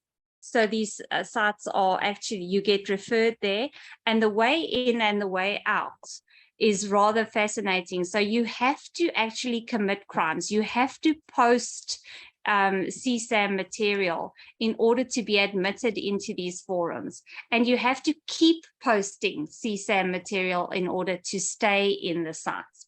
So they will instruct each other, for example, on abduction methods. They'll instruct how to go kindergarten shopping. There's a forum. What to do in high schools, possible places to do it. So you'll see if you look through these forums, it's pedophiles and traffickers helping each other to actually develop methodologies and planning their crimes and giving each other tips and tricks on what to do. You know, here you've got one, for example, if you look at the names and titles, one on how breaking bones, one on the long-term storage of victims, one on babysitters that can help, for example. So just given that, please be careful of who you employ as a babysitter. And today, I mean, I've seen it with young parents, even older parents. They just want to go out for the night. They want a babysitter. They pick up the phone. They say, can you send me a babysitter? Nobody's done a background check. Nobody's done anything. And you've allowed this person directly into your home. And then also there's another one, say, for example, called Tried It, where they'll tell you all the different things that they've tried. There's also the last one, there's an abducting the object of my lust. So for example, they'll speak about different abduction methodologies and so on. So we can move to the next slide. So I'll talk to you a little bit about a case that was a very big case on the internet.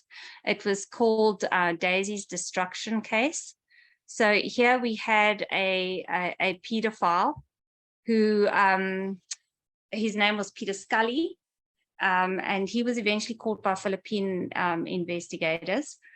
So eventually he was called, but what he did was he produced a whole series of films, and he called these films Daisy's Destruction. And what these films depicted was the torture and the rape and the murder of a 18-month-old toddler.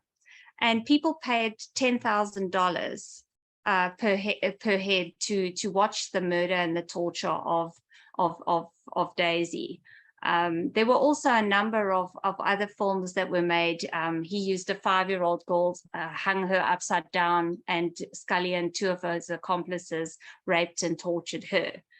There were 2 cousins, 9 and 12, that were forced to perform sex acts on each other. There were 3 kids that were brutally raped and then also made to appear murdered. And those were Daisy, who was later found, but with severe physical injuries, as she wasn't dead. Cindy, who was found to have been strangled to death by Scully and buried underneath the house that he had in the Philippines. And then a young girl called Lisa, who was 12 years old, was later found alive. Law enforcement did eventually crack this case, but now with the dark web, it's very, very difficult because of the protocols that you have to employ to get into these sites. So law enforcement undertakes these investigations, but the biggest problem is that they take really, very long to actually infiltrate.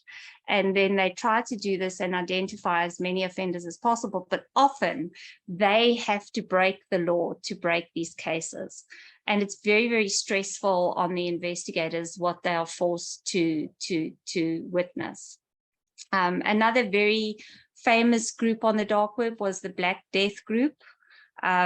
So they were notorious for trafficking victims. They'd abduct, and then they'd sell these girls on the internet, and they'd advertise them by their sex, their age, their hair color, and so on. So, you know, and one of the more famous cases, you can Google it, they abducted a model called Chloe Ailing. And she claimed she got away from them, but she was drugged and handcuffed and stuffed in a suitcase. And there is still some debate as to whether this story was for publicity or whether it actually happened. So these are just some of the cases. And then if you want to Google for some more information, have a look at the case of Matthew Folder on the dark web. This was a terrible case. It was a case where this guy, he was in the UK, I think. Yeah, he was in the UK. And what he did is he developed hurtcore. Now, hurtcore is a fetish for people who get aroused by the infliction of pain or even torture on a kid or another participant who's not a willing participant. And then what he did was he would force the victims to torture themselves. So he'd find sadistic ways of controlling them and force them to inflict torture on themselves, as well as he would also open these forums and ask people to contribute in the forums as to give suggestions as to what these victims should be asked to do to themselves. And it took 100 investigators 4 years to track down and detain this Matthew Folder. So you can imagine the manpower, the hours, the time, everything else. And then, you know, just in closing, there's a lot of organ trafficking, as I said, on the dark web. You get two types of organ trafficking, which people don't really know. So the first one is that the organs are, with trafficking in organs, the organ is removed and trafficked from the donor location to the recipient. In human trafficking for organ harvesting, individuals are trafficked to the location and the organs are harvested there. But understand one thing, you need a massive team in order to do this. So you've got a lot of people involved in this. You've got your recipients, you've got your medical people, your brokers, your labs, your technicians, your airlines, their staff, their drivers, the law enforcement, translators. All these types of people are involved in the organ trafficking rings. And then, you know, another problem is also, I'm just going to skip to this. Another problem is when kids or young women are trafficked and then impregnated, and then the trafficking occurs for the babies. So these babies are trafficked specifically for adoption. That's one type of baby trafficking. Another type of baby trafficking is when the babies are trafficked for organ harvesting. So in other words, the mother's pregnant. They tell her that the baby has some sort of a problem. At 37 weeks, they induce the pregnancy and the newborn's kept alive until the organs are removed and trafficked. So that's another type of trafficking in baby organs. And of course, here in South Africa, we've got the muti markets, we've got the satanic cults like we have everywhere else, but the muti markets are quite interesting. And what we're also seeing now is a lot of theft of organs from mortuaries and state laboratories. And there's a network of syndicates that work together to harvest these organs. And then as far as protecting yourselves, I think we've discussed most of this. So familiarize yourself with your Google settings and how to optimize those, and familiarize yourself with the risks associated with the apps that you use, and then try and find out as much as you can about all the security settings on the apps that you use, and optimize those as much as you can. And then finally, from a digital forensics point of view, keep all your evidence. If you are targeted, if you are targeted in any way, don't delete anything. It makes it more difficult to find. So that's the best advice I can give you. As I said, we could possibly do a second training on how to optimize those settings on your devices. And thanks very much for your attention. That's the end, unless Mike or Johan have anything to add. Yeah. I have nothing to add. I'll just stay on for any questions that anybody has. Yeah. Like, I'm also likewise, here I'm happy for. with the content. I'm happy with the content. Yeah, it was amazing. Thank you guys so much for sharing. And I think one thing that I would like you guys to answer is, obviously in the South African soil, how and where do people report human trafficking? Or even if it's suspected, they're probably monitoring their kids and they're seeing that they're being groomed. So what is the next steps that the parents should take? Johan, can you answer that one? Well, the number one reporting line in South Africa still is your normal SAPS. 10-111. You know, the SAPS is still the first person to go to, or people to go to. And you know, we have to advertise that as much as we can, because you know the responses. I can tell you from a personal standpoint is that SAPS, there are excellent SAPS units out there that are really trying, really working hard. So, you know, your Crime Stop numbers is still the first line to call. There are many other hotlines out there, both nationally and internationally. The National Center for Missing and Exploited Children internationally is one of the biggest assets that any law enforcement agency in the world has. But yeah, for South African context, still SAPS should always be your first line. And especially with child exploitation and human trafficking, at least there's still some, and for the most part, the necessary attention given to it. Yeah, and if you're really nervous about reporting, or you don't know what to do, you can always reach out to somebody like Brave to Love or the National Freedom Network, Shattering Shackles. All of these groups are there. I mean, my own company, Cybereti, we can assist with statements and victim debriefing, and assist with the reporting process if necessary, and hold and supply some psychological assistance. So there's a lot of there's a lot of help out there if you do look for it. Yeah. And I think, Emma, I don't know if you're still on the call. Can you please jump in? For the people who feel a bit helpless and they're so fired up now because they've just learned about this heinous thing that is happening, and they want to do something in their communities, you know, wherever they find themselves. So what advice would you give them? How can they get involved in joining in the fight? Thanks, Mpo. Yeah, I think it's very important. There's always you know, when we look at human trafficking, there's the justice side. So I do believe that fighting the justice side is important, to actually report criminal cases, to, if we see something, say something, rather report something, even if you don't think it's important enough. It's usually the community that actually knows what's going on in the streets. Don't be scared of, you know, of reporting a crime, even if you're unsure. I think that's very important. I know a lot of times the community sometimes mistrust law enforcement, but there are good people in law enforcement, and if you don't come right with a certain police station, then you know, then report it to the human traffic hotline or another avenue. That I think it's important. I think prevention work is also important in fighting human trafficking. Currently, you know, when we on ground level with fighting human trafficking, I think our young girls in our communities are extremely vulnerable. They want to get out of townships, you know, trying to and falling in the hands of these traffickers, promising them a fake future and then exploiting them. Yeah. So I think you know, doing prevention work in our schools and with our youth are extremely important. So see how you can even volunteer. There's so many organizations all over the world and in South Africa. See how we can better that. And I think to equip ourselves, if we are in law enforcement, then how can we connect also with NGOs, but how can we, train ourselves up to identify victims, not only online, but also how do we identify? I mean, I think the statistic says 1 out of 100 victims are actually identified.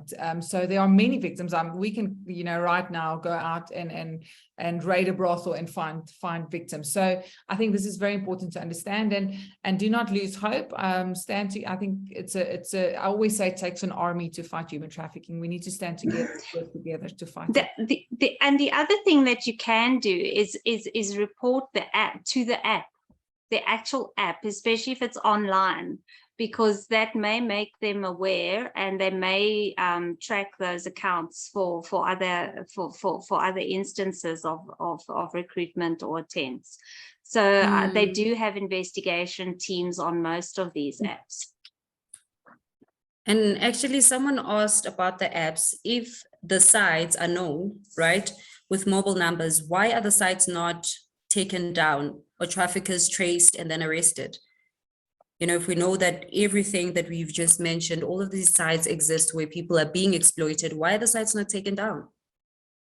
So remember that because trafficking crosses borders, you also have to get all of the law enforcement agencies in the multiple countries that may be involved to cooperate. And more pressure needs to be put on the apps to actually act against these people, and it is happening. There are a couple of court cases at the moment where apps are being sued for their involvement in the human trafficking and doing nothing about it. Mark, I can see you itching to say something. Well, I was just going to say, so these apps are not. It's not in their business interest to promote human trafficking. That's not what their business is. Their business is to make money through communications and ultimately advertising. Yeah. So they do have a trust and safety. They do have an investigations department and all of that. But it does become very difficult for them to catch every single thing there is out there, because the scale of this is so broad. When you start talking about something like, when you start talking about TikTok, for instance, you're talking about billions of users. So that becomes very, very difficult. Even if you took 1% of whatever was human trafficking, just the sheer number of that, of billions, you're talking like 10 million. Well, no trust and safety team is going to be able to do 10 million investigations on that sort of thing. So there is definitely a scale problem, but then there's also just a legitimate commerce piece. How do you shut down a site that is being used nefariously by bad actors when the site itself is not trying to be a bad actor? And then the other part is, where is that site hosted? It might have a .za suffix on the URL, but it might not be hosted in South Africa. It could be hosted in the Netherlands or somewhere else. So now you're getting into international law, and that becomes very, very complex and difficult to address as well. So that's a big reason that a lot of the sites aren't taken down, is legitimate commerce, where they're located, the difficulty of investigating, and then the scale of the problem as well. Okay, and also a lot of a lot of the sites have proxies. So you can see like a site like the Pirate Bay, they try to take it down over and over again, but it's got mirrors in multiple countries. So that site is mirrored. So if the main site goes down, it just moves to a proxy site or a mirrored site, and it just continues. So again, those mirror sites are in all different countries as well. True. And someone actually asked a question about the international law. They said the Prevention and Combating of Trafficking in Persons Act has a radical or unique characteristics of having universal jurisdiction over citizens or residents of South Africa, right?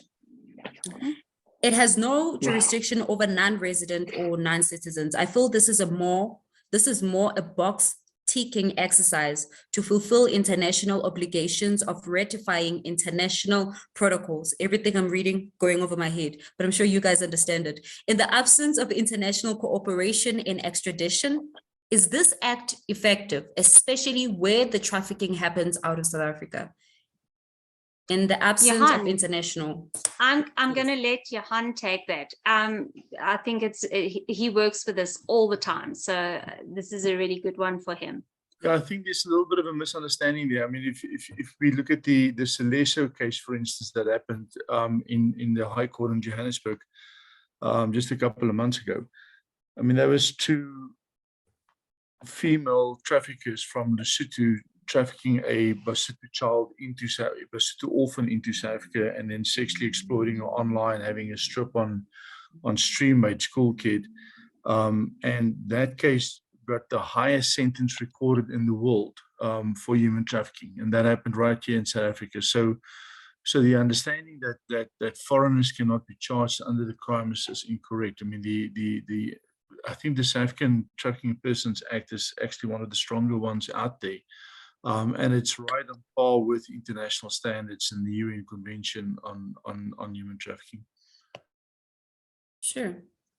Okay, and just to, before we continue with the questions, Laurie, people are asking if can we share or email this presentation to them? Yeah, So they're I don't asking. mind just in the PDF version, if that's Okay. fine, just not the PowerPoint presentation, the PDF version we can share. I'm quite happy to share it.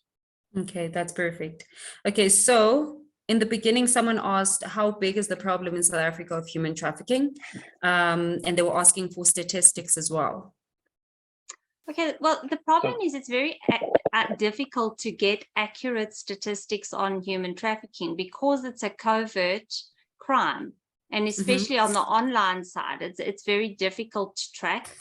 But it is a very pertinent problem. And I don't know if you've got anything to add on that, Johan.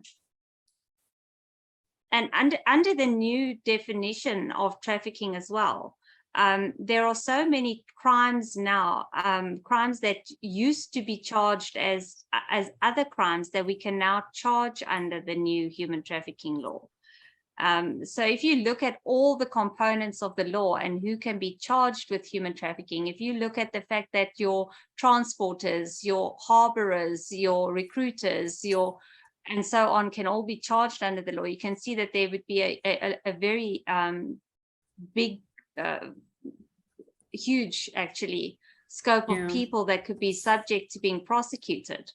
I think a lot of the problem is that it's growing and we can't track it accurately. And as Emma said, you know, it's probably only 1 in every 1 or 2 in every 100 cases that even gets reported to the law, because people are scared and afraid and nervous to report it. They're scared of law enforcement. They're scared of the trafficker. They're scared of, if it's in the family environment, they're scared of the parents. They're dependent on them. So most of these cases are not reported. So it is very difficult to get accurate stats on the real extent of the problem. You would have your police stats, but they would only be reflective of possibly 3 to 5% of the cases that are actually happening. And that's just my view. I don't know what your view is, Johan. Absolutely agree with you. I don't think the stats is really representative of what the problem is like in South Africa. I think Emma, Byron, all of those guys will agree that the problem is much bigger than what the stats claim it to be. But also, you know, on the other side, even the prosecutions, I think the prosecutions are more successful than what the stats claim to be. You know, if you look at the TIP report, for instance, I think the numbers in there is not representative of what's really happening in South Africa. And for exactly the reason that you mentioned, is that it's misreported. You know, cases are being reported as something, and then only later on, I think during the workshop that we did in Sandton, Advocate Hugh Wasserman mentioned exactly that. We said that, you know, the police will bring a case over to them of kidnapping, for instance, and then only after the prosecutors look at the merits of the case, they'll realize that it's actually human trafficking, and that case will then be tried as human trafficking, but the crime stats will still show that it's kidnapping, for instance. So yeah, the problem is still big. The stats, unfortunately, are just not there. Oh, okay, Johan, someone just asked, please share the case law you refer to, citation, etc. I don't know the exact citation. I'm happy to talk to them afterwards. But I mean, if it's these cases are reported in the media. So the human trafficking case that I'm referring to, the state versus the Seleso, SELESO.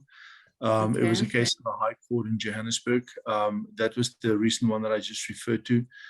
That was the Lesotho human trafficking case. The Kent Lock matter was in Cape Town. Again, widely reported. The other case that I mentioned was the Yanni Daisel case in Ceres. But yeah, I'm happy to share all of this case law. I mean, people can find me online, and they can just I can even share a copy of my business card maybe on the chat, or Yes, I can give it to please. you, and you can distribute it, and people are welcome to reach out to me. Yeah. Okay. Okay, so Emma just said, if anyone would like to make a donation to Laurie to say thank you for her time, please donate to Brave to Love with specific reference cyber, www.bravetolove.org/donate, just as an sorry, let me just appreciation for, yeah. Yeah, let me just jump in here. Yeah, so it's not complete compulsion. I know Larry, her heart is so good and just fighting the fight. But if you would like to honor her time, we would like to honor her time also for just tonight. Then you can make a donation, and you can, just make the reference, please, cyber. Then we would like to just honor her time for tonight as well. So I see there's a question also, Paul, from Emma.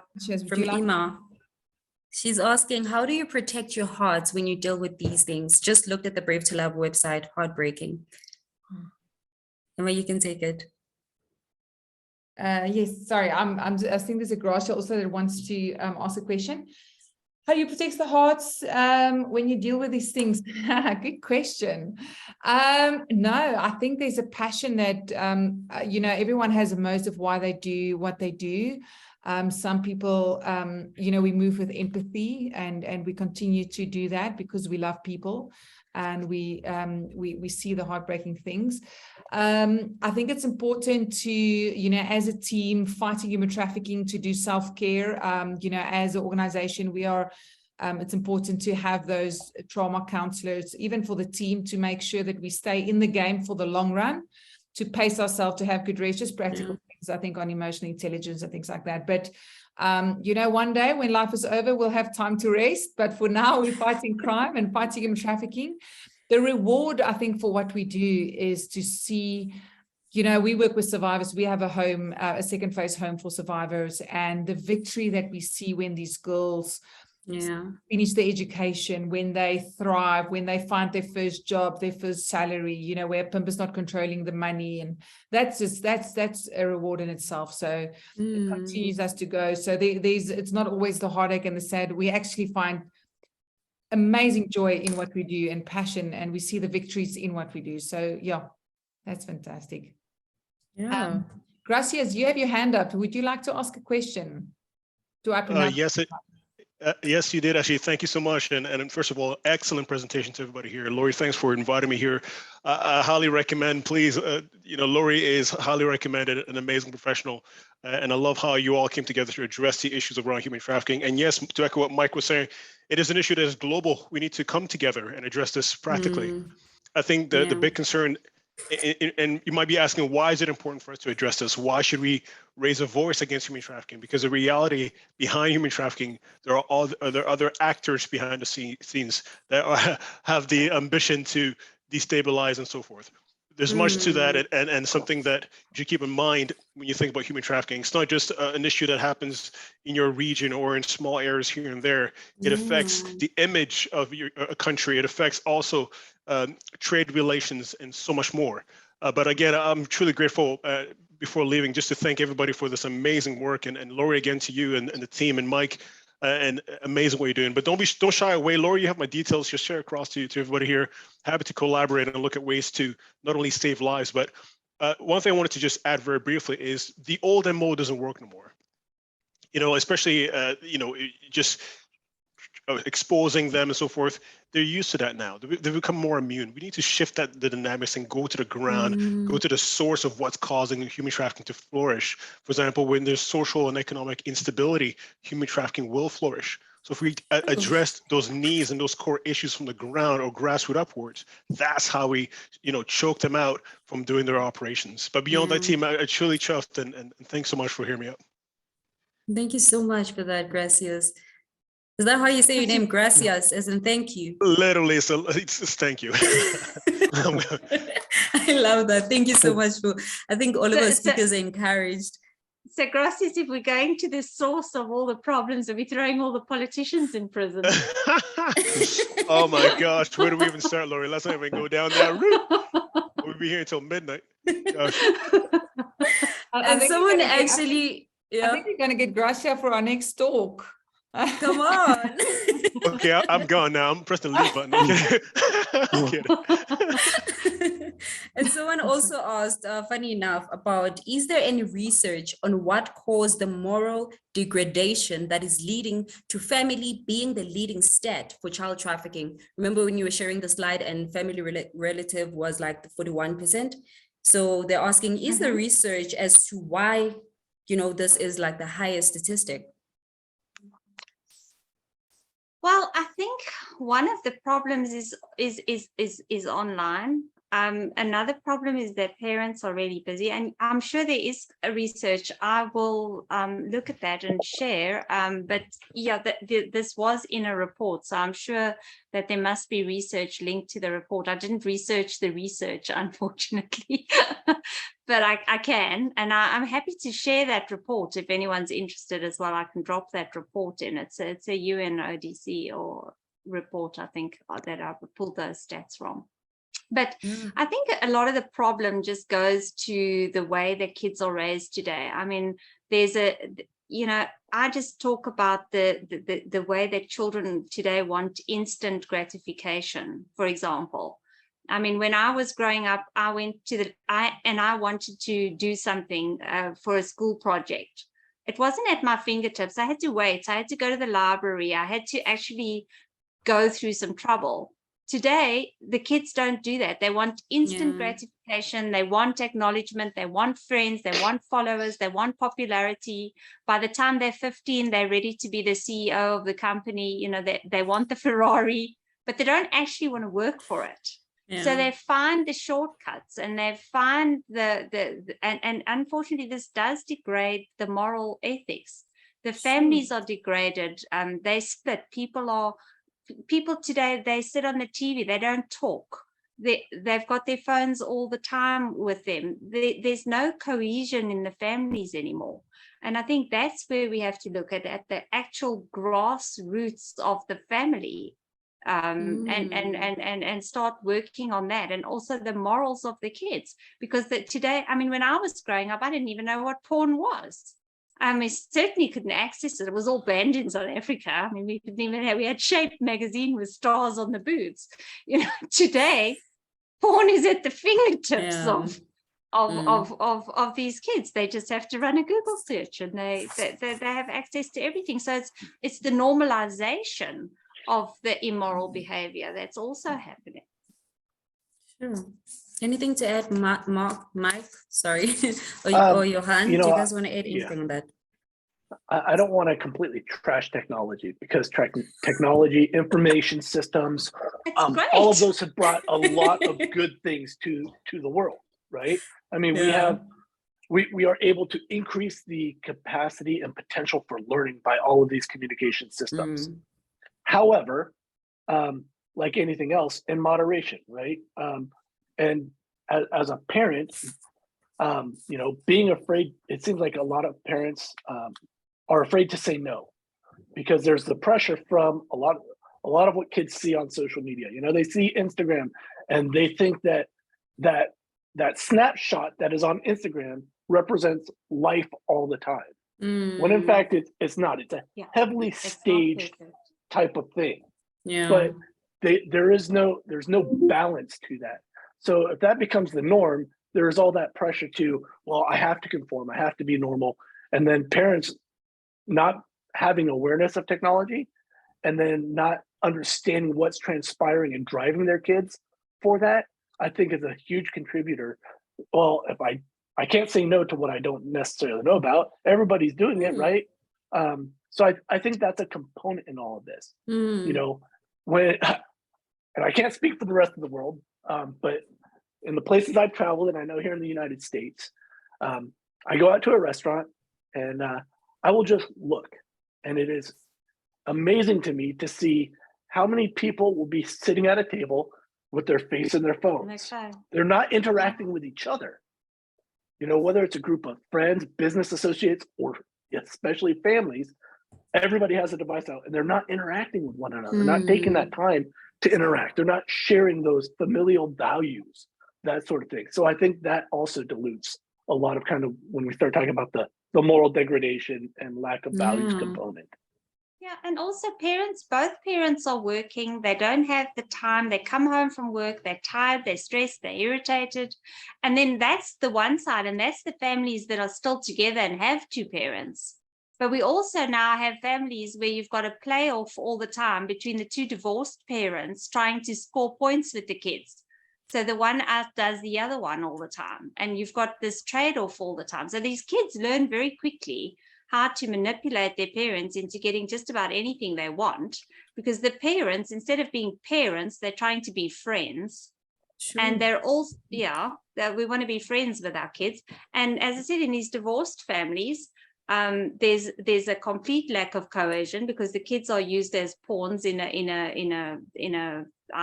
a war a lot of the time, and in order to score points, the one parent's out doing the other one. So the one parent says, give me your phone, the other one says, no, go to bed with your phone, text, have anything you want, do what you want.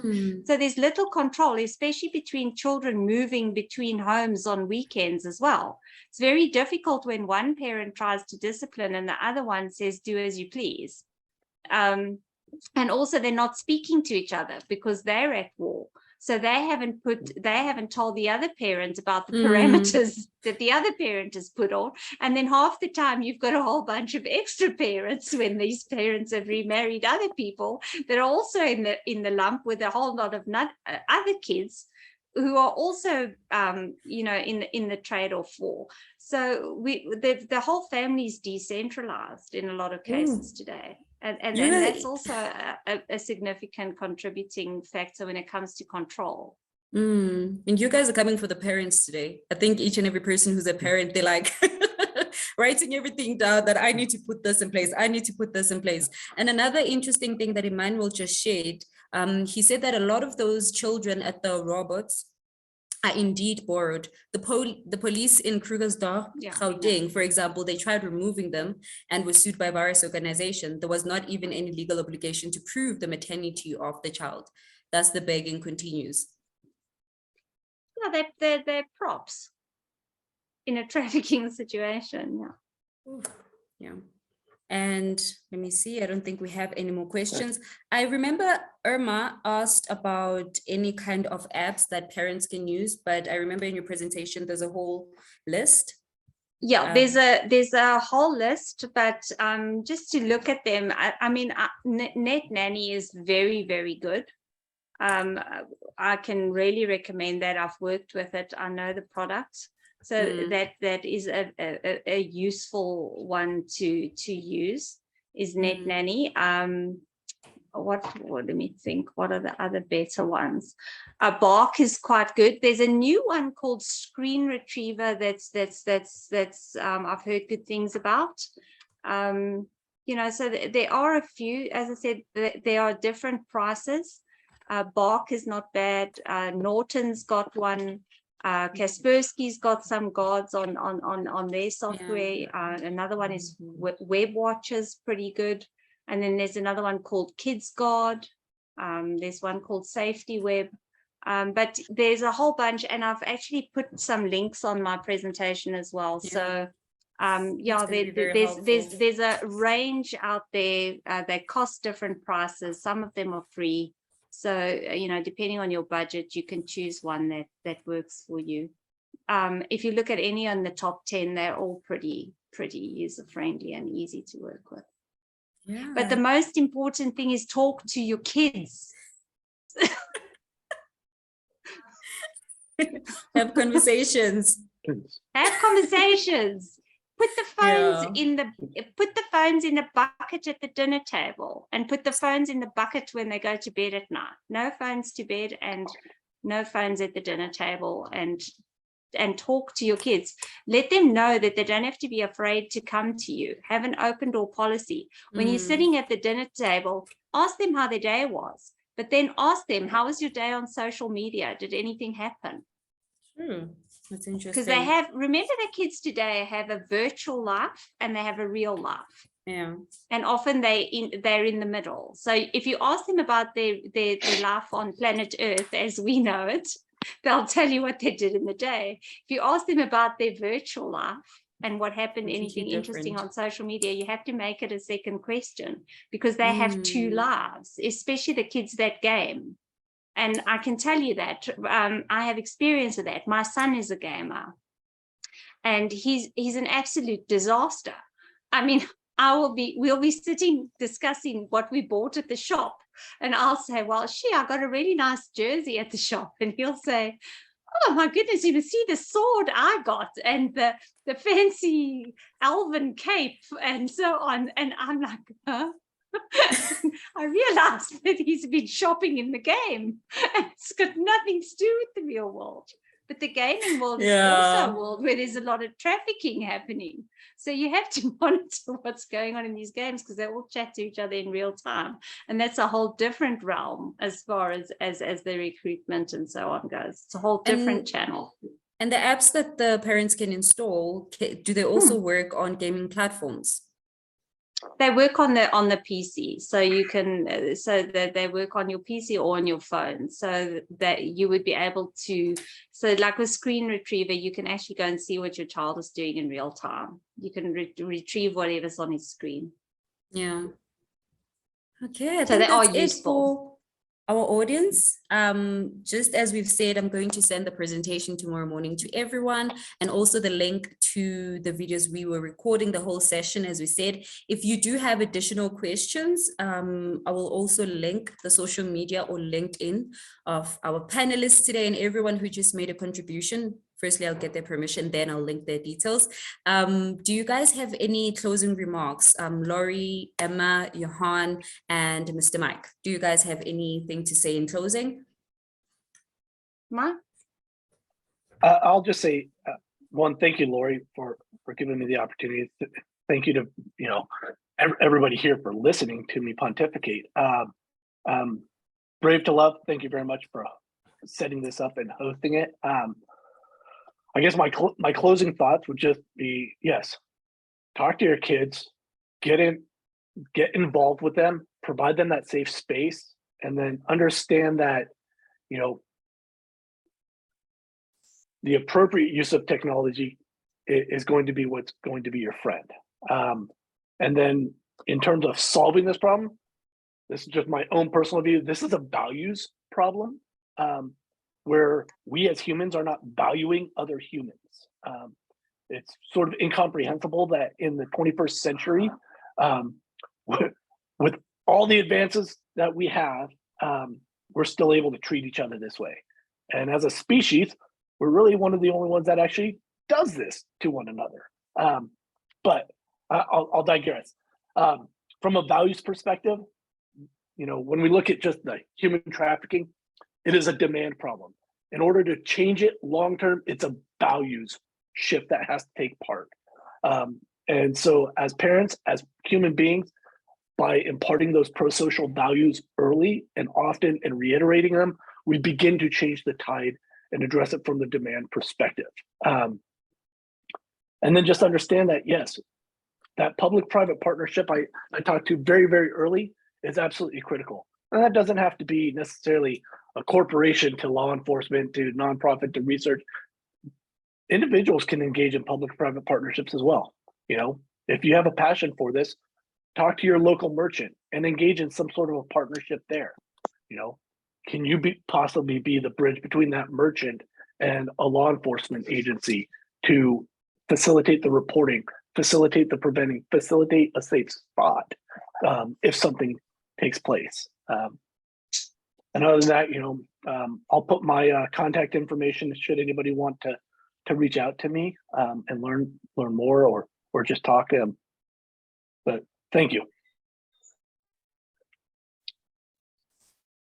Yeah, and from my side, again, thanks for the opportunity. It was great to be here. Thank you for everybody that stayed right till the end, and for your support and for your interest in the subject. My closing argument and the only tip that I would like to impart as a closing thought is situational awareness is critical. In your family, in your life, you need to be aware of what's happening around you. So I know that a lot of us are very narcissistic today and we're very inwardly focused, but it's really important to be situationally aware. Go on the internet, stay awake, look at what the threats are in your area, read the news, try and stay abreast or look at the trends, do some research, and act. So be situationally aware and don't be afraid to act. If you see somebody that needs protection, protect them. It might be your turn down the road that somebody may see you in a difficult situation and offer you protection and love as well. So that's really what I can offer. And also, do the best you can to secure yourself. Knowledge is power today. And if you are in trouble, reach out. And if you do see somebody in trouble, don't be afraid to reach out. You may be rejected, but don't be afraid to put that hand out.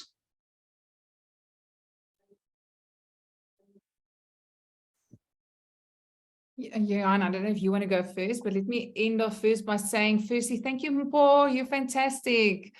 Thank you for hosting everything. And yeah, I think we had really experts on this call today. So we're extremely grateful for that from Brave to Love side. And then, yeah, closing thoughts from me is, if we fight justice, the word justice actually means to be moved with empathy. Our hearts are moved for our communities, for our country. And if we are moved with empathy and compassion for our country and for the women and even the men that are trafficked, then we will fight justice. We will be moved to fight justice right to the end. So yeah, but thank you for everyone on this call. I think it was fabulous. Thank you, Emma. Just the last word for me. Yeah, just again, thank you for allowing me to just share my views as well. But I think as a closing remark, maybe just a message to my fellow law enforcement officers out there. If you want to work in this environment, it's easy to talk human trafficking, but if you want to work in this environment, please accept the responsibility. We always, when we talk to law enforcement officials from all over Africa, we tell the guys that if you're not going to do your job, then nothing's going to happen to you. You're going to go home tonight and you're going to eat your meal and you're going to get in your bed and you're going to sleep. Nobody's going to say anything. The person who's going to pay the price is the victim. So for the law enforcement officials, please understand that if you want to work in this environment, just like Emma just said, you got to have the empathy, not just the law enforcement act. You got to understand that, we all say this is a victim-centered approach, but we got to live it and we got to work it. Because the most important person in this whole investigation is the victim. So everything really else stops and we got to make sure that the victim is taken care of. But yeah, thank you very much for what you guys did. Laurie, everybody, thank you very much. It was great connecting with you. Apologies for the dark screen, but unlike Laurie, I'm still in load shedding. So you're not going to see me even if I do turn on my screen. It's fine. Jeepers, thank you to each and every person who joined us, even though some have already left. I actually want to also thank Laurie, Mike, and Johan, and Emma, everyone who has just made a contribution to this. I think we finished way over time, but then I know this is going to be valuable for not only the people who joined, but even the people who are just going to come across it on our social media and also online. And with that, I bid you farewell. Enjoy the rest of your night, and may the good Lord bless you. Thank you and good night. Bye-bye. Good night.